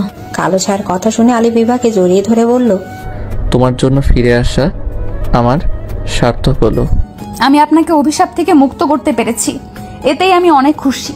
কালো ছায়া বলল, এই মেয়ে তোর কি চাই বল, আমি তোর ইচ্ছা পূরণ করব। আমার শুধু আলিফকে চাই, ওকে নিয়ে যেন বাকি জীবন পার করতে পারি। তাই হোক, কিন্তু আজ পূর্ণিমা রাত শেষ হলে তুই তোর সমস্ত শক্তি জাদু হারিয়ে ফেলবি। আমার কোনো জাদু শক্তি লাগবে না, আমি ভালোভাবে থাকতে চাই। তোদের কথাই মেনে নিলাম, আর আমার পক্ষ থেকে তোদের দুজনের হাতের আংটিটা দিয়ে দিলাম। বলে কালো ছায়া উধাও হয়ে গেল। সাথে ইভা আর আলিফ হাওয়ায় ভাসতে ভাসতে ইভার রুমে চলে গেল। আলিফ চলে যাবে, বিদায় জানাতে ইভা কাঁদছে। আলিফ ইভার হাতটা ধরে বলল, আমার জন্য ফিরে আসা হলে তোমার জন্য আমার বেঁচে থাকা হবে। আমার মহারানী বিদায় বেলায় কষ্ট পেলে আমারও কষ্ট হয়, সেটা বুঝো না? কেন আপনি শুধু শুধু আমাকে কষ্ট দেওয়ার জন্য এসেছেন? আগেই তো আমি ভালো ছিলাম। আলিফ ইভা চোখের পানি মুছে দিয়ে বলে, এতদিন মহারানীর ঘুরতে যেতে চেয়েছে, আজ আমি মহারানীর সাথে ঘুরতে যেতে চাই। যাব। চলো। নদীর ধারে নৌকা, পাশে একটা ঝোপের মাঝে ঝোনাকির মেলা, প্রকৃতি চাঁদের আলোয় সেজেছে এবং আলিফ ইভাকে কাছের লাল নীল চুড়ি পরিয়ে দিল। চুড়ির ঝনঝন শব্দে আরো ভালো লাগছে। আলিফ নৌকার বৈঠা বেয়ে চলছে, ইভা মাঝে মাঝে পানি ছিটিয়ে দিচ্ছে আলিফের গায়ে। আলিফ বৈঠা রেখে দিল, আপন মনে নৌকা চলছে। মহারানীর চঞ্চলতা, হাসি, রাগ হলে গাল লাল হওয়া, লম্বা চুল খুব মনে পড়বে। মনে পড়লেই আমার কাছে চলে আসবেন। আসবো। আচ্ছা, এবার বাসায় ফিরে যাই, আপনার সময় শেষ হয়ে যাবে। হ্যাঁ, তোমার সাথে থাকলে কখন যে সময় ফুরিয়ে যায় বুঝতে পারি না। আমিও। 4টা বেজে গেছে, তাই ইভাকে পৌঁছে দিয়ে আলিফ চলে গেল। অন্য দিনের তুলনায় আজ ইভা বিছানায় শুতে কেমন যেন ঘুমের দেশে তলিয়ে যায়। সকাল 9টা বাজে, তখন ইভা ঘুম থেকে ওঠেনি। ইভার মা ডাকতে আসে। সারা রাত জেগে ফোন টেপা, সকাল হলে ঘুম, খাপড়া দিনে দিনে গোল্লায় যাচ্ছে। এখন ঘুম থেকে না উঠলে ক্লাস শেষ হয়ে যাবে। ওঠ তো। মা, আলিফের সাথে একটু থাকতে দাও। ইভার মা ইভাকে ধরে শোয়া থেকে উঠিয়ে বসায়। ইভা চোখ মেলে তাকিয়ে দেখে ওর মা সামনে বসে আছে। তাহলে আলিফের সাথে কাটানোর সময় এটা কি স্বপ্ন ছিল? বাস্তবে না, কিন্তু হাতে তো একটা আংটি আছে। এবার ফ্রেশ হয়ে কলেজ যা। ইভা মা রুম থেকে চলে গেল। ইভা মনে পড়লো আলিফের কথা, কিন্তু কেমন যেন স্বপ্ন লাগলো। আবার হাতের আংটিটার সব হিসেব মেলাতে ইভা গুলিয়ে ফেলছে। তখন ইভার ফ্রেন্ড হীরা কল করে বলল কলেজে যেতে, আজকে অ্যাসাইনমেন্ট জমা দিতে হবে। ইভা ফ্রেশ হয়ে না খেয়ে কলেজে যাওয়ার জন্য বাসা থেকে বের হলো। আনমনে হাঁটতে হাঁটতে কলেজের সামনে ঢুকবে, তখন চোখ গেল একটা ছেলের দিকে। ব্লু কালারের শার্ট পরা, ছোট ছোট চাপদারি, গায়ের বর্ণ ফর্সা। এটা তো আলিফ। এবার ফ্রেন্ড ইরা আর লিমা এসে বলল, তাড়াতাড়ি চল, ক্লাস শুরু হয়ে যাবে। তোরা যা, আমি একটু পরে আসছি। আরে না, এখনই চল বলে ইভার হাত ধরলো লিমা। ইভা ওর হাত ছেড়ে দিয়ে কলেজ ক্যাম্পাসে একটা মেয়ে দৌড়ে যাচ্ছে। এমন ঘটনা সচরাচর দেখা যায় না। সবাই হা করে তাকিয়ে আছে। ইভা একটা ছেলের দিকে দৌড়ে যাচ্ছে কেন? এবার দৌড় ঝাঁপে হাঁপিয়ে হাঁপিয়ে বলল, আলিফ, আপনি এখানে কি করে আসলেন? আপনি আজকেই আসবেন আমি ভাবতেও পারিনি। আলিফ অবাক দৃষ্টিতে তাকিয়ে পড়ল। আপনাকে তো ঠিক চিনলাম না, কে আপনি? আমি আপনার মহারানী। আপনি আমার জন্য ফিরে এসেছেন, মনে আছে? এই মেয়ে, মাথায় সমস্যা আছে নাকি? আপনার জন্য কেন ফিরে আসব? জব ট্রান্সফার হয়েছে তাই এসেছি। আপনি তো বলেছিলেন আমার জন্য ফিরে এসেছেন। আমি আপনাকে বারবার স্বপ্ন দেখেছি নাকি বাস্তবে ছিল জানি না, কিন্তু আপনি ছিলেন এটা জানি। হ্যাঁ, আপনার মতো একজনকে আমিও বারবার স্বপ্নে দেখেছি। জাদু দিয়ে আপনার ইচ্ছে পূর্ণ করেছি। হ্যাঁ, এসব তো হয়েছে। এই দেখুন, আমার হাতের আংটি আপনি দিয়েছেন। আলিফ এবার হাতের দিকে ভালো করে তাকিয়ে দেখলো, এই সে আংটি যেটা স্বপ্নে ছিলে। তাহলে কি মেয়েটার স্বপ্নে দেখেছে? কিন্তু স্বপ্ন দেখলে আংটি আসলো কিভাবে? আলিফ আবার একটু এবার দিকে তাকিয়ে ভেবে বলল, বুঝতে পারছি না কি হচ্ছে। স্বপ্নের জিনিস বাস্তবে হয় কেন? হ্যাঁ, বাস্তবে ছিল। আচ্ছা, আপনি আমার নামও জানেন, ব্যাপারটা কেমন জানো? আমার কথা বিশ্বাস করেন, আমি সত্যি বলছি। আপনার সাথে অনেক সময় কাটিয়েছি, আপনার অতীত জানি। আলিফের ফোনে একটা কল আসে, আর কোনো কথা না বলে চলে যাচ্ছে। ইভা আলিফকে ফলো করে ওর পিছু হাঁটতে শুরু করে। ইভা দেখতে পেল ওদের বাসার পাশের বাসায় আলিফ ঢুকে। এখানে আলিফ থাকে এটা জেনে ইভা আবার কলেজে গেল। আজকে ক্লাসটা না করলে রক্ষা নেই, তাই ক্লাস করছে, কিন্তু মন পড়ে আছে আলিফের কাছে। ক্লাস শেষ করে বাড়ি ফেরার সময় এরা জিজ্ঞেস করলো, তুই ওরকম ভরা মাঠে দৌড়ে ওই ছেলেটার কাছে গিয়েছিলি কেন? আমার পরিচিত একজন, তাই। তুই নতুন প্রেম করছিস নাকি? আগে কি প্রেম করেছি নাকি যে এটা নতুন হবে? না, কিন্তু তোর শুধু পরিচিত এটা মানতে পারলাম না। নিশ্চয়ই কিছু আছে। ভালো লাগে। একটা হেল্প করবি? হ্যাঁ, বল। তুই আজকে বিকেলে আমার বাসায় আসিস। ওকে। ইভা বাসায় গিয়ে বিছানায় শুয়ে পড়ল। ইভা ভাবতে আছে এতদিন ওর সাথে কি হয়েছে। ওটা কি স্বপ্ন নাকি বাস্তব জীবন? এর উত্তর তান্ত্রিক সাধু দিতে পারবে। তবে এখন ওর নানু বাড়ি যেতে পারবে না, আর একা যাওয়া সম্ভব না। তাহলে আলিফ সাহায্য করতে পারবে। কিন্তু ও তো না চেনার ভান করে চলে গেল। অপেক্ষা করতে করতে বিকেল হলো, ইরাও আসলো। ইরা দুজনে ছাদে গেল এবং আলিফের দেখা পাওয়া মাত্র বলে, আপনাকে কেন বলবো? হ্যাঁ, সকাল থেকে দেখছি আমার পিছে পড়ে আছেন। আপনি আমার রাজা মশাই, আপনাকে ভুলে যাওয়া সম্ভব না। আর একবার যখন আপনার দেখা পেয়েছি তখন তো ছাড়ছি না। আপনার মাথায় সত্যি কোনো সমস্যা আছে, ভালো ডক্টর দেখান। আমার মাথা ঠিক আছে, বরং আপনার মাথায় সমস্যা আছে। আমাকে আপনি চেনেন না, এটা হয় নাকি? হ্যাঁ হয়। আপনার সাথে কথা না বললে আমার ভালো লাগে না। ফোন নাম্বারটা দেন। দিব না। আলিফ চলে যাচ্ছে, তখন ইভা ডাক দিল, এই যে মিস্টার, আপনি ফোন নাম্বারটা দিয়ে যান, নয়তো আমি নিচে লাফ দিব। আলিফ চোখ বড় করে তাকিয়ে বলে, আপনি আমাকে ব্ল্যাকমেল করছেন নাকি? সোজা আঙুলে ঘি না উঠলে আঙুল তো বাঁকাতেই হয়। আপনার যা ইচ্ছে তাই করুন। সত্যি তো? আমি মরে গেলে আপনি দায়ী থাকবেন। যত সব, ফোন নাম্বারটা লিখুন। আলিফ ফোন নাম্বার দিয়ে চলে গেল।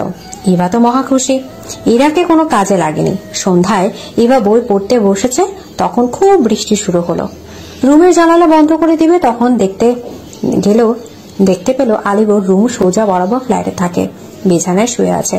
জানালা বন্ধ করে দিয়ে ইভা কল দিল। ওভাবে শুয়ে আছেন কেন? অসুস্থ নাকি? কে আপনি? এক্ষুনি আমার নাম্বার সেভ করুন। আরে কে আপনি? পরিচয় না দিলে নাম্বার সেভ করব কেন? মহারানী, বিকেলে আপনার ফোন নাম্বার নিয়েছি, মনে আছে? না, আপনার জ্বালায় কি আমি একটু শান্তিতে থাকতে পারবো? সকালে বিকেলে রাতে জ্বালিয়ে যাচ্ছেন। আগের মতো হয়ে যান, শান্তি পাবেন। দূর। আলিফ কল কেটে দিল। পরের দিন সকালে ইভা কলেজের উদ্দেশ্যে বের হলে পথে আলিফের দেখা পেয়ে বলল, এখন কোথায় যাচ্ছেন? দেখো মহারানী, প্রতিদিন ক্লাস ফাঁকি দেওয়া ভালো না, নিজের পড়ালেখায় মন দাও।